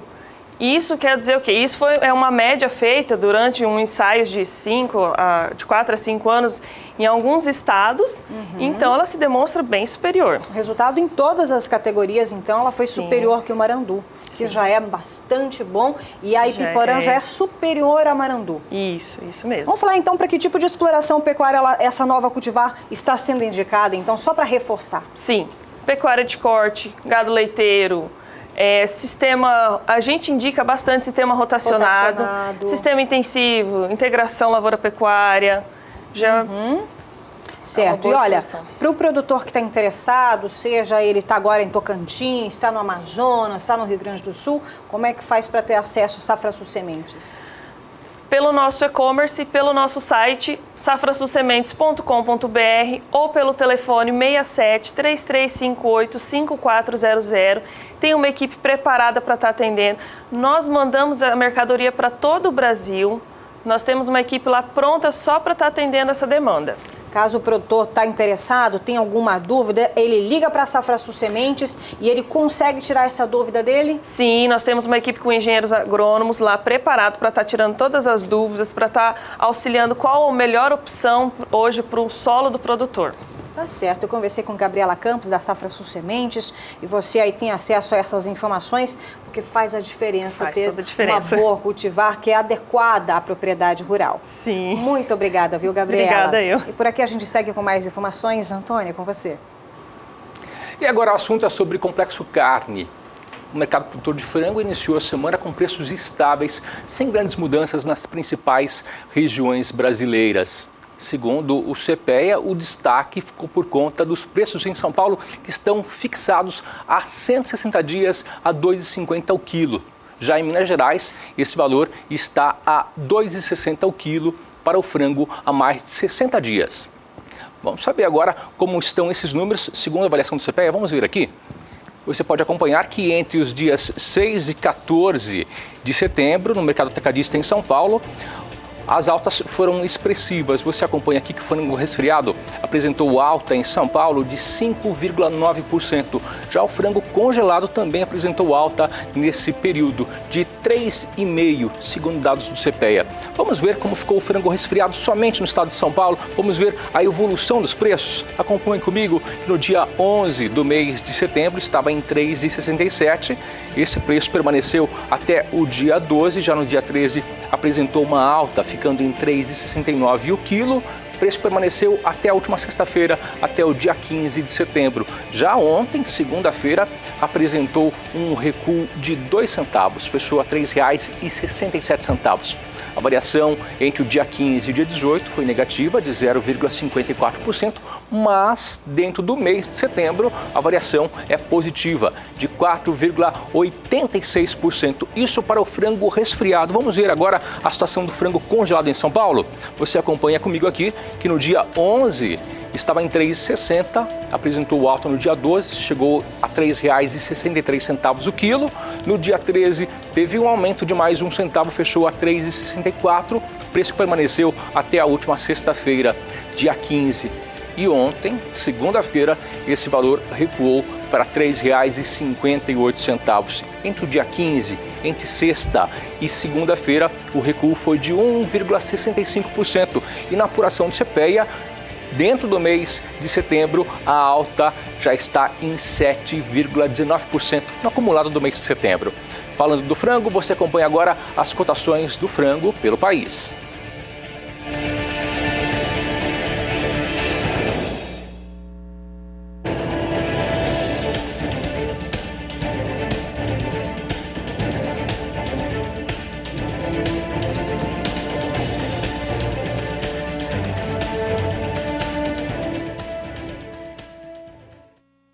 E o assunto é o clima. Atenção, você produtor e produtora da região sul do país. E se tem um lugar que está chovendo com mais frequência, é a região sul, inclusive mantendo bons índices da qualidade do solo. A umidade, então, está garantindo por conta dessas chuvas mais frequentes. É por isso que eu vou perguntar a Juliana Rezende, da Somar Meteorologia. Juliana, continua chovendo mais na região sul? É com você.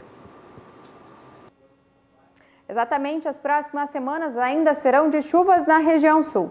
No decorrer dos últimos períodos, as chuvas foram fortes o suficiente para garantir aumento do índice de umidade do solo em grande parte do Rio Grande do Sul e também de Santa Catarina, causando índices até de encharcamento do solo. Nos próximos dias, as chuvas agora perdem um pouco mais de intensidade na região, mas mesmo assim ainda pode chover fraco em áreas do Rio Grande do Sul, o sul do estado de Santa Catarina e ainda também no leste do Paraná.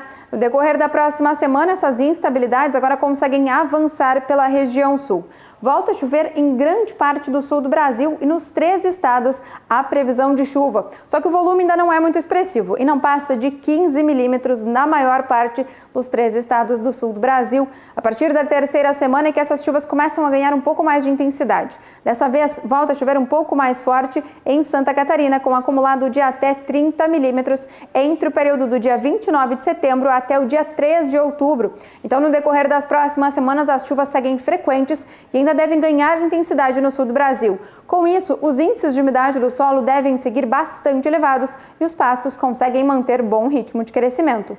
Daqui a pouco eu volto com mais previsão do tempo. Obrigada, Juliana, pelas informações. E por aqui é hora de intervalo comercial e daqui a pouquinho está chegando Walter Pulga Júnior, direto da B3. Informações de mercado para você em tempo real, só aqui no Bom Dia Produtor. Fique por aqui. 8h46 pelo horário de Brasília. Para você, uma excelente manhã de terça-feira. E a discussão sobre fungo rural não terminou não, viu, Elaine? Vamos ver cenas do próximo capítulo, Antônio? Olha só, o advogado-geral da União quer barrar a resolução do Senado com relação ao fungo rural. Detalhes com o Walter Pulga, que traz para a gente informações. Walter, é isso mesmo? O advogado quer barrar a resolução? Bom dia. Bom dia. Pois é, há um estudo no governo para avaliar se é possível não recorrer aí à justiça para evitar esse perdão da dívida que foi decidido pelo Senado. A Advocacia Geral da União informou que não descarta essa possibilidade de recurso para barrar na justiça a resolução do Senado Federal que perdoa 17 bilhões de reais em dívidas de produtores rurais junto ao Fundo de Assistência ao Trabalhador Rural. Segundo a assessoria da AGU, o caso permanece ainda em análise. Agora, a bancada ruralista, no entanto, faz pressão para evitar a apresentação de qualquer recurso em meio a essa denúncia aí contra o presidente Michel Temer, que será analisada pela Câmara dos Deputados. Resumindo, a Frente Parlamentar Agropecuária já negocia com o governo politicamente, se ocorrer a insistência em cobrar essa dívida, em tentar barrar na justiça essa decisão do Senado Federal de perdoar a dívida, provavelmente a denúncia contra o presidente Michel Temer passaria pela Câmara.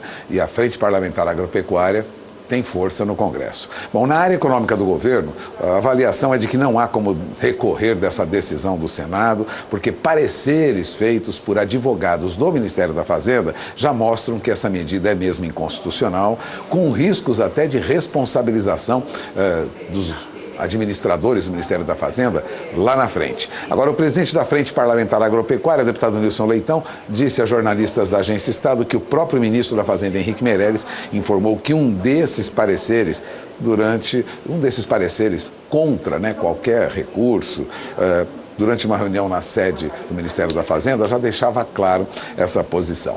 O fato é que o presidente Michel Temer também não tem interesse em forçar o recolhimento do Fundo Rural neste momento. Aliás, o presidente não só deixou claro que não pretende que a Advocacia Geral da União tente barrar essa decisão do Senado, como já decidiu que o BNDES terá mesmo que adiantar parte do empréstimo que o Tesouro Nacional fez para que ocorressem financiamentos no BNDES. Resumindo, o BNDES não quer adiantar o pagamento de 50 bilhões de reais para o Tesouro Nacional, mas o presidente Michel Temer insiste que precisa desse dinheiro e quer esse dinheiro adiantado. O BNDES analisa como resolver essa situação, já que o governo federal é que determina, a política do Banco Nacional de Desenvolvimento Econômico e Social. Sem dinheiro, o governo tenta negociar com os deputados problemas políticos, evitar denúncias e, de outro lado, tirar do BNDES recursos para cobrir o rombo das contas da União. São 8 horas e 50 minutos, horário de Brasília. Bom, e uma preocupação para o agronegócio. O seguro rural em 2017 e 2018 pode ficar sem subvenção. Cortes sistemáticos vêm sendo feitos pelo Ministério da Fazenda, com agravamento dessa crise fiscal, e o programa de subsídios do governo para o seguro rural agoniza novamente. O assunto, aliás, é destaque na edição de hoje do Jornal Valor Econômico e, desta vez, sofre sérias ameaças da equipe econômica de terminar este ano com um buraco de 220 milhões de reais causado por esses contingenciamentos. O que é um contingenciamento? Vamos segurar esse dinheiro, não vamos pagar. O orçamento total de 2017 para subsidiar seguro rural é de 400 milhões. Se o governo segurar parte desse dinheiro, lógico, muitos produtores rurais ficam sem cobertura. Se esse quadro se confirmar, para se ter uma ideia, cerca de 42 mil apólices de seguro agrícola contratada para proteger lavouras de soja, milho, safrinha e café, além de uva e maçã, ficariam sem subvenção do governo em 2017 e 2018. O levantamento é da Confederação de Agricultura e Pecuária do Brasil e é destaque hoje no jornal Valor Econômico. E essas são as principais informações de destaque nesta manhã. Vamos rapidamente acompanhar o que ocorre bem distante daqui, porque o mercado já opera e lá na Ásia o que nós tivemos foram bolsas fechando majoritariamente em queda, Preocupações em relação à geopolítica internacional, discussões na ONU. A bolsa de Tóquio subiu 1,96%, mas Hong Kong tem o índice Hang com queda de 0,38%. Xangai recuou 0,18%, Shenzhen recuou também 0,36% e o índice Kospi da bolsa de Seul também veio em queda. Na Europa e nos Estados Unidos, o mercado em compasso de espera de uma reunião do Federal Reserve. As principais bolsas da Europa operavam em queda moderada nesta manhã, você acompanha comigo. Veja, o mercado trabalha com perspectiva de baixa, agora reagiu um pouco, Frankfurt continua ainda em queda de 0,17%, Londres sobe neste momento 0,35%, mas veja que Paris reagiu agora há pouco, uma leve alta de 0,05%. A Bolsa de Madrid sobe mais de 0,30%, mas Milão também reagiu agora há pouco, uma leve alta de 0,07%. E o que acontece nos Estados Unidos? Os primeiros números daqueles índices que sempre repetimos aqui, são índices de referência para o mercado americano, mostravam leves ganhos. Dow Jones Futuro subia agora 0,09% e Standard & Poor's 500 avançava 0,07%, Nasdaq subia também 0,07%. Ou seja, essa reação que nós tivemos agora, leve alta na Europa, já contamina positivamente o mercado americano. Esses índices também sobem, mas sobem muito pouco. Enquanto lá fora o mercado tem uma leve reação, aqui a nossa bolsa reage bem, viu? Ontem nós tivemos mais uma alta para o nosso índice Bovespa, já se aproximando aí no fechamento dos 76 mil pontos. Terminou aos 75.990 pontos, teve alta de 0,30%. Foi um dia sem novidades, mas batendo aí recorde de alta, O que fez ontem, o mercado subir foi o vencimento de opções, a expectativa de que a economia brasileira deve continuar melhorando, porque as pesquisas mostram que os números vêm positivos. O analista de investimento da Maliano Corretora, o Pedro Gaudi, disse que a entrada de divisas, ou seja, investidores estrangeiros aqui na B3, está sendo muito forte e mantém a força compradora, por isso essa alta que nós temos no mercado de bolsa. Se de um lado a bolsa vem em alta, o que acontece com o dólar? Bom, o dólar ontem encerrava com este valor que você tem na tela do seu televisor, o dólar subia de novo para R$ 3,13 mais 60, uma alta de 0,64%.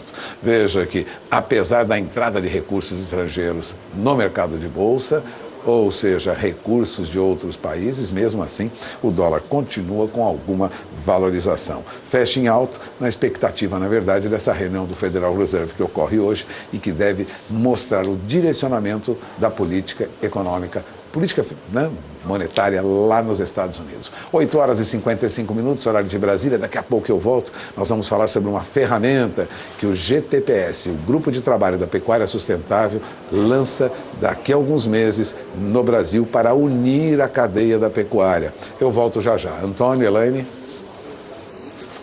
Daqui a pouquinho, detalhes para você direto da B3 Brasil Bolsa Balcão. Vamos falar sobre agricultura.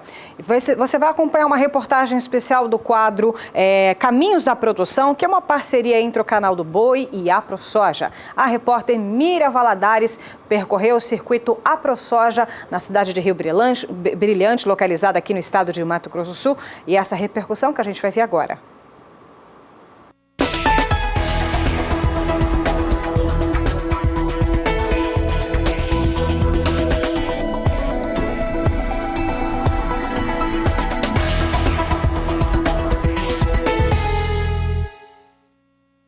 O município de Rio Brilhante, no Mato Grosso do Sul, foi o primeiro a receber o circuito AproSoja.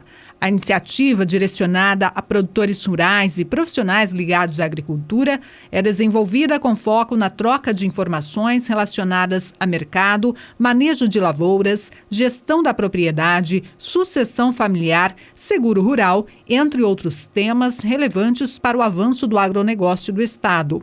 O ciclo de palestras acontece em 16 municípios até o mês de novembro. O circuito é um projeto que nós já executamos há alguns anos em Mato Grosso do Sul, onde a gente tem como objetivo levar palestras informativas aos produtores, sendo de temas falando de mercado, gestão de propriedade, gestão de riscos que envolve seguros, questão de manejo dentro da propriedade, envolvendo fertilidade, uso do solo, alguns temas transversais e genéricos, incluindo também agricultura de precisão. Para os agricultores, as informações obtidas durante o ciclo de palestras são importantes no momento da tomada de decisão. E é importante que o produtor, aquele que está no campo, aquele que está produzindo, tenha esses momentos para ter informações até para tomada de decisão na hora da sua comercialização, na hora de comprar os insumos, né, da sua produção. Então é um momento importante quando a AproSoja, dentro de 16 municípios que vai estar visitando, venha a Rio Brilhante, porque Rio Brilhante é um grande produtor de grãos aqui do nosso estado, de carne. Então, quando vem a AproSoja aqui, está valorizando o produtor rural da nossa cidade, do nosso município de Rio Brilhante. Nós viemos até a fazenda Pão e Mel acompanhar de perto como que está a lavoura do agricultor Luiz Otávio. Enquanto que está a produtividade do senhor nesta safra? Nesta safra a gente está atingindo entre 100 e 110 sacos de milho até o momento. A média histórica do senhor era em torno de 85 sacas e agora deve ultrapassar as 100 sacas. Ao que se deve essa boa produtividade? O clima colaborou? Sim, a gente teve um clima que foi muito bom esse ano e historicamente os climas de inverno aqui na nossa região são piores para a produtividade do milho. Então a gente deve ter um histórico esse ano, um resultado de produtividade acima de 100 sacos. E falando aí no uso de tecnologias, o senhor adotou alguma estratégia nova ou não? Para baratear custo, a gente utilizou um pouco de milho convencional, não resistente à lagarta, um percentual até elevado, e também utilizou alguns milhos de ponta com investimento maior para tentar equacionar os custos e também manter uma boa produtividade.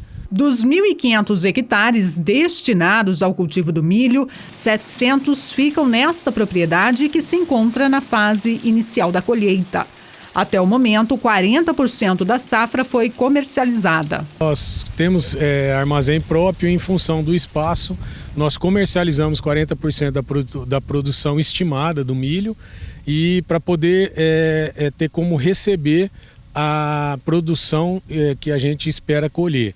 E como também parte do soja não foi comercializada, então os armazéns se encontram um pouco, como é que eu vou te dizer, com pouco espaço. Então a gente está tendo que ter uma criatividade para poder solucionar essa questão de espaço dentro dos armazéns. Nós comercializamos a R$ 17,70 o milho livre ao produtor, como a gente chama, né? E a gente espera que consiga fazer vendas com preço próximo a esse número, né? E vendendo mais ao final do ano, que parece que a exportação no momento ela passou a ser bem interessante e vai diminuir um pouco o estoque dentro do país. Por aqui, o uso da tecnologia impediu o ataque de doenças. De acordo com o agricultor, os vilões da lavoura são javalis, que causam prejuízos em torno de 10% nos talhões atacados.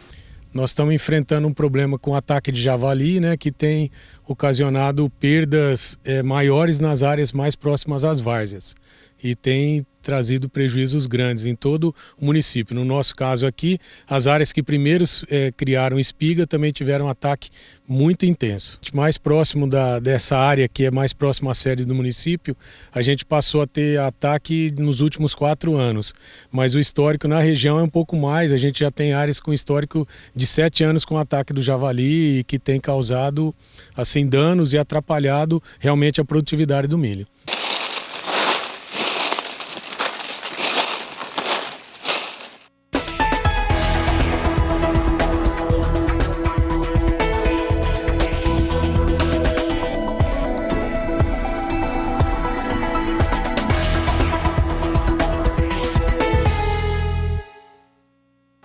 O GTPS, Grupo de Trabalho da Pecuária Sustentável, elabora uma ferramenta que deve unir a cadeia produtiva. Para falar mais detalhes sobre essa ferramenta, Walter Puga, de São Paulo, traz para a gente informações. Puga. Pois é, Antônio. Sara Kirchhoff conversou com o recém-impossado presidente do Grupo de Trabalho da Pecuária Sustentável, Rui Facchini Filho. E ele explica que há um movimento que daqui a alguns meses resultará num trabalho, num processo de união de toda a cadeia para trazer transparência para a chamada pecuária sustentável. Acompanhe a entrevista de Sara Kirchhoff com Rui Facchini. Rui Facchini Filho, que acaba de assumir a presidência do Grupo de Trabalho da Pecuária Sustentável e já vem aí com uma série de desafios, né? Considerando que justamente esse ano o grupo completa 10 anos e vem lançando uma ferramenta para promover a sustentabilidade. É isso mesmo, Rui? Seja muito bem-vindo ao canal do Boi. Obrigado, Sara. Realmente, esse ano nós estamos lançando o Guia de Indicadores de Pecuária Sustentável. Realmente é uma ferramenta que é uma autoavaliação, né, que a gente faz para o engajamento de todos os elos da cadeia de pecuária com o objetivo de promover a sustentabilidade. Então esse é o primeiro e único guia genuinamente brasileiro, né? Onde todos os elos se envolveram realmente para trabalhar uma ferramenta que é de grande valia para todos os elos da cadeia. Ou seja, através dele você consegue ser incluído, que esse é um dos grandes focos, é a inclusão, né? E, obviamente, a melhoria contínua. Então, a gente acaba envolvendo todos os elos, né? Desde o setor produtivo até o varejo, passando pela indústria, passando por insumos e serviços, né? Instituições de ensino, instituições bancárias, sociedade civil, enfim, todos os elos da cadeia de pecuária no geral. Porque a ferramenta ela vai ser lançada esse ano, mas vocês já vêm trabalhando em cima dela, a outra gestão e você também, já na gestão não como presidente, mas já vem trabalhando nela há algum tempo, né? Com certeza, foram 18 meses e ela está pronta, né? Já passou por 2 consultas públicas e agora já está saindo do forno, já estão sendo preparados técnicos capacitados para realmente ela estar disponível para todos os elos, né? E essa ferramenta, ela vem ao encontro do projeto que foi lançado pelo Ministério da Agricultura esse ano para diminuir a emissão de carbono? Pois é, esse é um dos grandes desafios do mundo, né? É reduzir a emissão de gases de efeito estufa. E, obviamente, essa é uma ferramenta que com certeza vai agregar muito. Esse é um dos nossos desafios, né? De melhorar cada vez mais a participação de todos os elos e sustentabilizar cada vez mais. E isso é só através dessas ferramentas, né, de adoções de boas práticas que a gente vai conseguir ter resultados mais positivos. Quantos participantes que tem hoje já nesse guia? Hoje, de associados, nós estamos aproximadamente 80 associados, né, que envolve setor produtivo, envolve indústria, envolve o varejo, envolve a sociedade civil, instituições bancárias, insumos e serviços, enfim. Todos os elos estão e cada categoria dessa tem os representantes que participam, né, em todos os setores. E quais que são os principais pilares desse programa? Bom, os grandes pilares são a melhoria contínua e a adequação legal, transparência ética e a adoção de boas práticas agropecuárias. E falando na adoção de boas práticas, a integração lavoura-pecuária-floresta entra também nessa linha, hein? Com certeza, a integração lavoura-pecuária, que é a questão de você começar a intensificar a pecuária. Se você for pensar de uns anos para cá, as áreas de pecuária têm diminuído e tem entrado a área de agricultura, e esse é um dos grandes desafios, torná-la cada vez mais produtiva, né? E de uma forma produzir e preservar, né? E com certeza com essas intensificações, com essas integrações, a gente vai conseguir um resultado muito mais positivo. E não tem mais como não pensar nisso, né, Rui? Com certeza, você tem que pensar sustentável, né? E através de um grupo como o GTPS, que que promove essa melhoria contínua, com certeza, eu acho que aí é o diferencial. É a primeira mesa redonda do mundo, né, foi a brasileira, e através da brasileira surgiu a mesa redonda global, a mesa redonda dos Estados Unidos, do Canadá, já está sendo trabalhada a Argentina, Uruguai, aqui na América do Sul. Então, realmente é um trabalho que cada dia ele tem crescido mais e a demanda tem sido cada vez maior.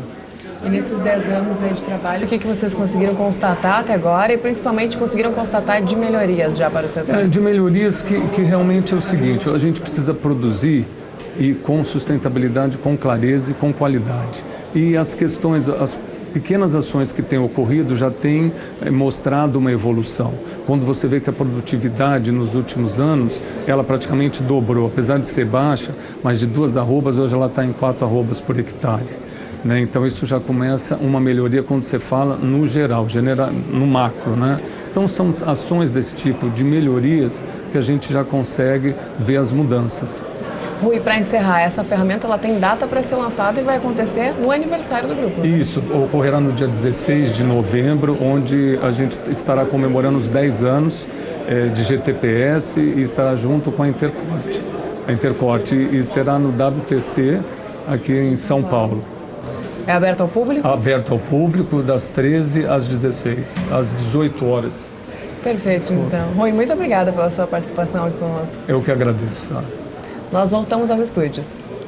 Pois é, como a gente vê, há aí uma ferramenta nova que deve ser apresentada pelo GTPS ainda este ano para unir a pecuária em torno de informações transparentes, transformar a nossa pecuária em pecuária sustentável. São 9h08, horário de Brasília, e daqui a pouco nós vamos falar sobre o mercado do café, porque o café já começa a reverter a alta recente que nós vimos no mercado, e neste momento, em Londres, Nova York, aqui na BMF, a queda para os contratos futuros de café passa até de 2%. Eu volto já já. Elaine, Antônio. Obrigado, Walter. Daqui a pouquinho a evolução de mercado das principais commodities brasileiras direto da B3 Brasil Bolsa Balcão. Mas agora é hora de intervalo comercial, voltamos daqui a pouquinho. É isso mesmo, lembrando que após o término dessa edição, você pode acessar lá no YouTube e ver a nossa programação na íntegra. Basta digitar Canal do Boi e você vai ter acesso a toda a nossa programação, incluindo aqui a edição, todas as edições do Bom Dia Produtor. Vamos para um breve intervalo, é rapidinho, menos de 2 minutinhos, a gente está voltando. 9h11, pelo horário de Brasília. Bom dia, produtor, na sua manhã de terça-feira. E o Produto Interno Bruto, PIB, no Rio Grande do Sul, cresceu 2,5% no segundo trimestre deste ano, em comparação ao mesmo período de 2016. Mas no agronegócio, o PIB foi ainda maior, chegou a 7,9% de aumento no Rio Grande do Sul. Mais detalhes na reportagem de Annelise Nicolodi. Foi o melhor trimestre da economia gaúcha desde o início de 2014, quando o PIB do estado avançou 3,6% entre janeiro e março. Em seguida, o Rio Grande do Sul iniciou uma sequência de 11 trimestres consecutivos de retração, interrompida apenas neste ano. A maior contribuição veio outra vez do campo. O nível da atividade subiu 11,7% nos 6 primeiros meses do ano. Outro dado importante diz respeito aos empregos. Um levantamento feito pela Farsul mostra que durante a crise econômica entre 2015 e 2016, os municípios do Rio Grande do Sul, que têm 30% ou mais do PIB vinculados à agricultura, continuaram gerando emprego. Selecionamos todos os municípios do Rio Grande do Sul e separamos eles em 2 grupos, mais ou menos do mesmo tamanho. Municípios agro, que são aqueles que têm 30% do seu PIB ou mais vinculado à agricultura, diretamente à agricultura, e os municípios e os demais municípios, que são aqueles que têm menos de 30% do seu PIB no agro. E olhamos o que aconteceu com a crise econômica. Durante a crise econômica, 2015, 2016, houve um enorme desemprego nos demais municípios. Nos municípios agro, nós continuamos gerando emprego. Ou seja, mas não é só emprego na agricultura, se gerou emprego nos serviços, se gerou emprego na indústria destes municípios. Ou seja, a agricultura ela é extremamente importante para a geração de emprego e ela blindou os municípios que dependem da agricultura para subsistir. Não houve desemprego, pelo contrário, houve geração de emprego mesmo na crise. O setor de serviços de maior peso na atividade teve alta de 0,5%, puxado pelo comércio. Na indústria, os números ainda foram negativos. A queda foi de 0,3%, influenciada principalmente pela construção civil, apesar que a indústria de transformação passou para o terreno positivo. Para fazer agricultura hoje, nós precisamos comprar fertilizante. Ativamos a indústria de fertilizante. Precisamos dos químicos. Ativamos a indústria química. Precisamos de máquinas. Ativamos a indústria metal-mecânica. Precisamos de eletrônicos. Ativamos a indústria dos eletrônicos, a indústria petroquímica, a indústria da biotecnologia, N serviços. E aí, então, produzimos. Quanto frete está envolvido nessa produção de trazer insumo, levar produto, depois esse produto é industrializado ou é exportado, enfim. Quanta economia gera? Se nós olharmos no Brasil, nós estamos falando de 23% do nosso PIB. Quando nós olhamos para o Rio Grande do Sul, nós estamos falando mais de 40% do PIB gaúcho. Ele é feito em alguma dessas etapas. Então a agricultura hoje, ela é muito mais do que nós temos na porteira. Ela supera os limites da fronteira, seja as indústrias fornecedoras, sejam as compradoras. Por isso que ela é tão importante para a economia. Alguém duvida da importância do agronegócio brasileiro? Os números comprovam. Vamos falar sobre clima na região Nordeste, onde a parte leste vinha recebendo mais água durante esse período e as demais ainda sofrendo com chuvas muito irregulares e até ausência delas. Vamos ver agora com a Juliana Rezende, da Sumar Meteorologia. Será que essa chuva se estende para toda a região Nordeste? Juliana, é com você. Os pastos da região Norte, no decorrer das próximas semanas, seguem beneficiados. Isso porque as chuvas devem seguir frequentes e se tornar cada vez mais abrangentes na região nortista. No decorrer dos últimos períodos, as chuvas vêm se concentrando principalmente no extremo norte da região e durante os últimos dias vêm se espalhando um pouco mais para a faixa oeste da região norte. Inclusive nas áreas em vermelho do mapa, o tempo seco é que vem predominando. E aí, por conta disso, é que há problemas de déficit hídrico no solo. Nos próximos 5 dias, o tempo seco ainda persiste nas áreas mais ao sul da região norte. Pancadas principalmente na metade norte da região nortista. E as pancadas são mais fortes, inclusive em Roraima, com acumulados de até 30 milímetros até o dia 23. Agora, na próxima semana, essas instabilidades conseguem avançar um pouco mais pela metade oeste da região norte. Inclusive, chove forte em partes do Amazonas, norte de Rondônia e ainda também no Acre. O tempo firme persiste entre Amapá, Pará e também Tocantins. Agora, ao longo do terceiro período, essas instabilidades devem seguir persistentes nas áreas mais a oeste da região norte e conseguem avançar um pouco mais pelo Pará. As chuvas devem seguir mais fortes do Amazonas e o tempo firme ainda persiste em algumas áreas do Amapá, a faixa leste do Pará e ainda também no Tocantins. Então, no decorrer das próximas semanas, com as instabilidades se concentrando mais na metade oeste da região norte, os pastos seguem beneficiados porque justamente nessas áreas as condições hídricas se tornam melhores. Hoje eu encerro por aqui a minha participação. Até mais! Obrigada, Juliana, pelas informações. Então, amanhã você retorna também com as informações para todas as regiões. É hora de informação de mercado? É isso mesmo, viu, Elaine? Vamos acompanhar agora a evolução dos negócios direto da B3 Brasil Bolsa Balcão, com o Walter Puga, que traz para a gente agora as informações das principais commodities brasileiras. Puga, quais são os destaques nesta manhã de terça-feira? Continua a queda para o mercado do café. O café recuperou o preço recentemente, ultrapassou a $1,40 por libra-peso, trouxe um alívio para o produtor de café em todo o mundo, notadamente no mercado brasileiro, mas ontem o mercado já dava sinais de realização de lucros. Ou seja, quem entrou no mercado e comprou contratos futuros de café na baixa, ontem no final do dia, começou a vender. E o mercado lá em Nova York já terminou em queda. Terminou em queda lá, terminou em queda aqui e ainda Londres encerrava negociações em alta.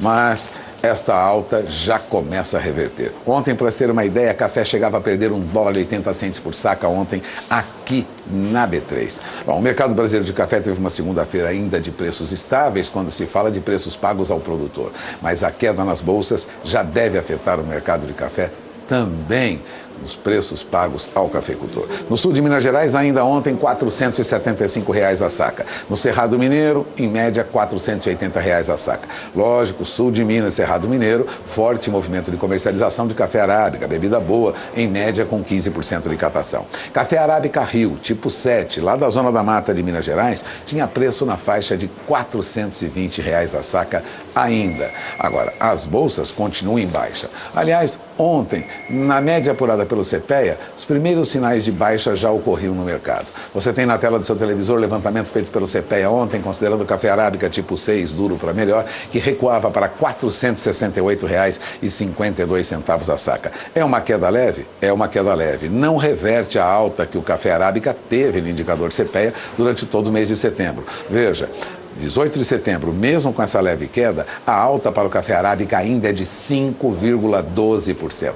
Ou seja, café teve recuperação de preço no mercado físico. Café robusta negociado no Espírito Santo, mesmo com alguma pressão, ainda tem preços em alta. Veja, café robusta continua a recuperação de preço. Segundo o CPEA, em média, R$ 406,90 a saca entre os dias 15 e 18 de setembro, uma alta de 1,17%. Ou seja, a perda que o café robusta tinha no indicador CPEA e que chegou ao ápice aí no dia 13 de setembro, veja, quando rasou fundo ali perto de R$ 396 a saca, já foi revertida. Então agora temos uma leve queda, considerando valores de agosto, né? Final de agosto, uma leve queda de 0,01%. Recuperação, no entanto, para os preços é evidente nos preços pagos em real. Agora, o que acontece neste momento lá no mercado americano? Vamos para o mercado americano, onde as negociações com café arábica já começaram e você tem na tela do seu televisor os primeiros negócios desta manhã. Café arábica negociado para dezembro a $1,36 por libra-peso, recua bastante, perde agora 365 pontos. Café negociado para março a $1,40 por libra-peso, ainda se mantém a $1,40 por libra-peso, mas recua agora mais de 2,5%. Café arábica negociado para maio a $1,42 por libra-peso, tem uma queda acentuada, perde 365 pontos. Então, o que nós temos neste momento no mercado americano é a continuidade, aliás, acentua ainda mais a baixa que começou ontem. E se ontem nós tínhamos em Londres o mercado ainda operando em alta no fechamento, não é o que ocorre nesta manhã. Agora há pouco, meu diretor de TV, Santiago Ferreira, informava que os preços já cediam. E você tem na tela agora, os negócios são realizados neste momento no mercado londrino. Café robusta negociado na Bolsa de Londres para novembro a $1.982 a tonelada, perde agora $23 por tonelada comparado ao fechamento de ontem. Deixa para trás a faixa de $2.000 a tonelada. Isso não ocorre só com o café negociado no mercado futuro para novembro. Café robusta para janeiro. É a terceira linha na tela do seu televisor. Veja, perda de $30 por tonelada agora cai para $1.963 a tonelada. E o contrato para março de 2018 não fica atrás. Perde mais. Perde $34 por tonelada agora, quando comparado ao fechamento de ontem. Café para março de 2018 em Londres recua para $1.957 a tonelada nos últimos negócios. São 9 horas e 22 minutos, horário de Brasília, e aqui na B3 os negócios no mercado futuro de café já começaram. No segmento BMF, veja o que está ocorrendo com os contratos negociados aqui. Café arábica negociado no mercado futuro brasileiro perde agora quase 1,90%, recua, veja bem, mais de 3 dólares por saca, cai para 169 dólares a saca. Café para dezembro a 169 dólares a saca, recua 3 dólares e 26 por saca, perde 1,86%. E o contrato para setembro do ano que vem também recua. Recua mais de 2,80% agora. Você tem na tela os primeiros negócios, já mostram uma baixa de 5 dólares por saca nos últimos negócios. Cai para 174 dólares e 50 cents a saca. Mercado do café realiza lucro, é o que dizem, informam agências internacionais, e a perspectiva é de que continue assim, ainda mais com alguma recuperação do dólar frente a outras moedas nesta manhã. É o que está ocorrendo no mercado e o que deve ocorrer também frente ao real.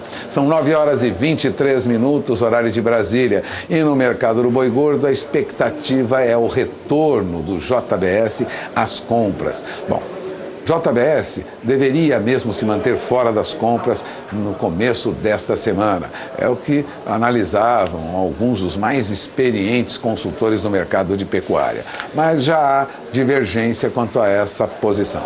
O JBS deve voltar às compras e os abates com demanda aquecida. É o que dizem alguns analistas no mercado, contrariando opiniões divulgadas ontem, né? A saída do JBS das compras e dos abates iniciada na semana passada, depois da prisão dos principais executivos da companhia, tem prazo curto, segundo analistas de mercado que participaram ontem de um debate na Conferência Nacional dos Pecuaristas em Goiânia, no Interconf. Segundo a avaliação de Leandro Bovo, por exemplo, gerente de commodities da Radar Investimento, a demanda aquecida pela carne, principalmente carne para exportação, deve fazer com que o JBS volte ao mercado rapidamente. E ele explica por quê. É muito irracional e o JBS deve voltar logo porque não faz sentido ficar sem abater. As exportações devem continuar bem, o mercado interno melhora aos poucos e a indústria opera com margem acima da média histórica. Com esse principal player, né, jogador, né, esse operador no mercado como o JBS, totalmente fora, é até difícil fazer uma análise consistente, disse Leandro Bovo, da Radar.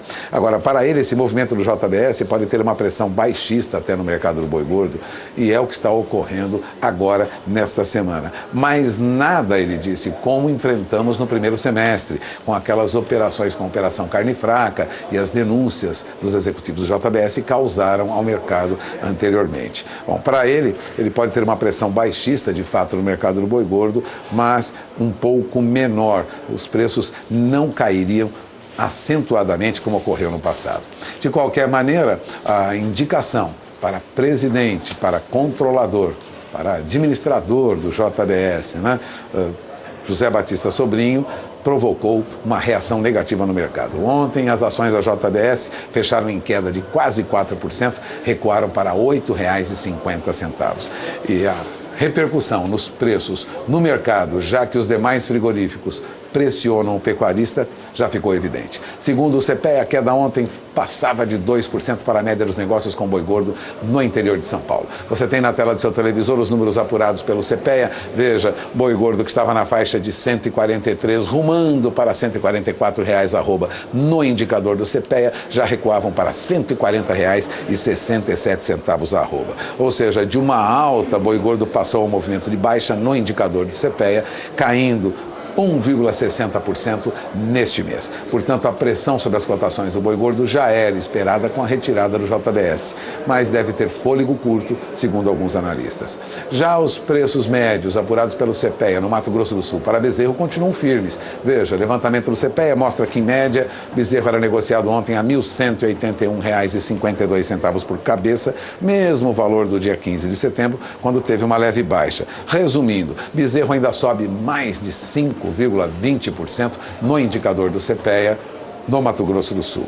Agora, o que acontece no mercado futuro? O mercado futuro ontem reagia positivamente. Para ter uma ideia, alta de até 95 centavos por arroba em média aqui no mercado futuro. Sinal que a queda já teria ocorrido para boi gordo no mercado. Veja que, considerando aí uma última semana, boi gordo já perdeu mais de R$3 por arroba, em alguns casos mais de R$3,70 por arroba no mercado futuro. Ontem teve uma reação. E os primeiros negócios nesta manhã? Nesta manhã são 9h27, horário de Brasília. Boi gordo é negociado aqui na B3 com um mercado misto, né? Contrato de setembro recua 0,24%. O mercado trabalha boi gordo para outubro a R$138 arroba, vem em alta, portanto alta leve, mas é uma alta de 0,09%. E o mercado trabalha boi gordo para novembro a R$137,10 arroba, em queda de 0,29% agora. Mercado trabalha boi gordo, mercado futuro para dezembro a R$137,70, também em alta. Resumindo, o mercado se acomoda agora a novos patamares de preço, é o que mostra os números no mercado futuro da B3.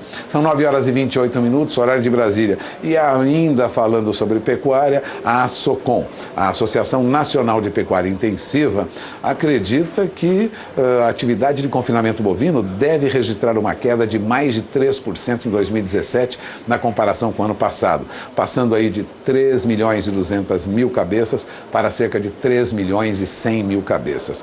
O destaque foi anunciado ontem, né? Trabalho de pesquisa de Bruno Andrade. Bruno Andrade é gerente executivo da ASOCOM, Associação Nacional de Pecuária Intensiva.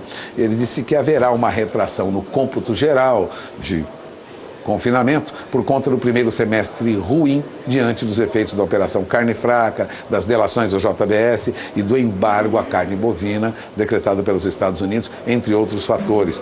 Ainda ele disse que os custos tenham sido menores no período. Então já há previsão de uma redução no confinamento no país. Aliás, a Federação de Agricultura de Goiás também alertava que o confinamento em Goiás atrasa e deve ficar entre 10% e 11% menor em Goiás, considerando aí 2017 e 2016. Então já há expectativa de uma redução de confinamento no Brasil.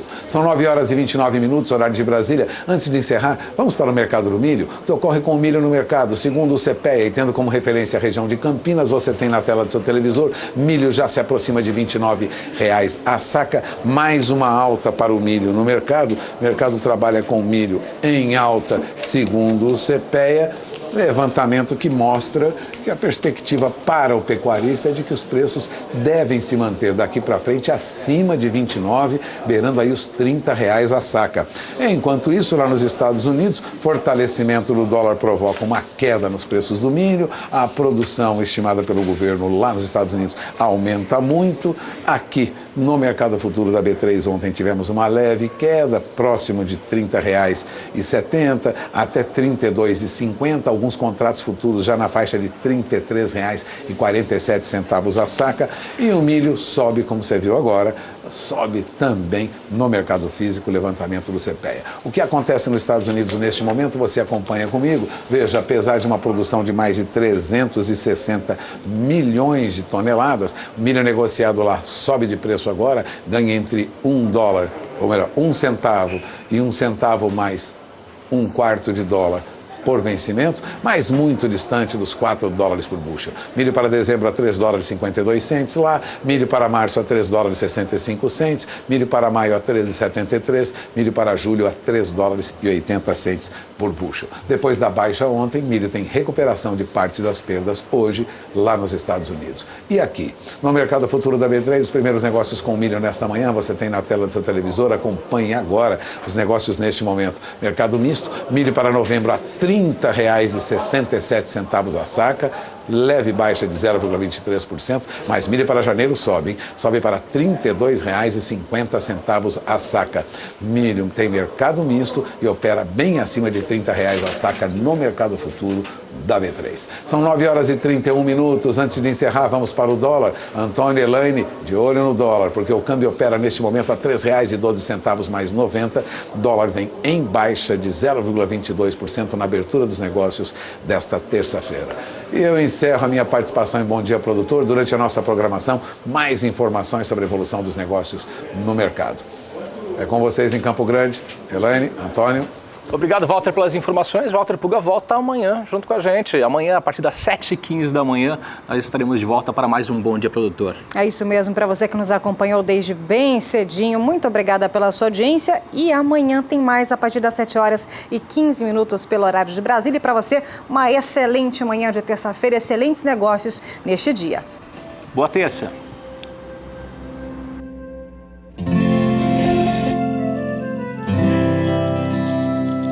Acorda que o galo já cantou e o sol já vem fazer brotar mais um novo dia. Lenha no fogão, café pra esquentar e a bicharada no quintal. Horta pra molhar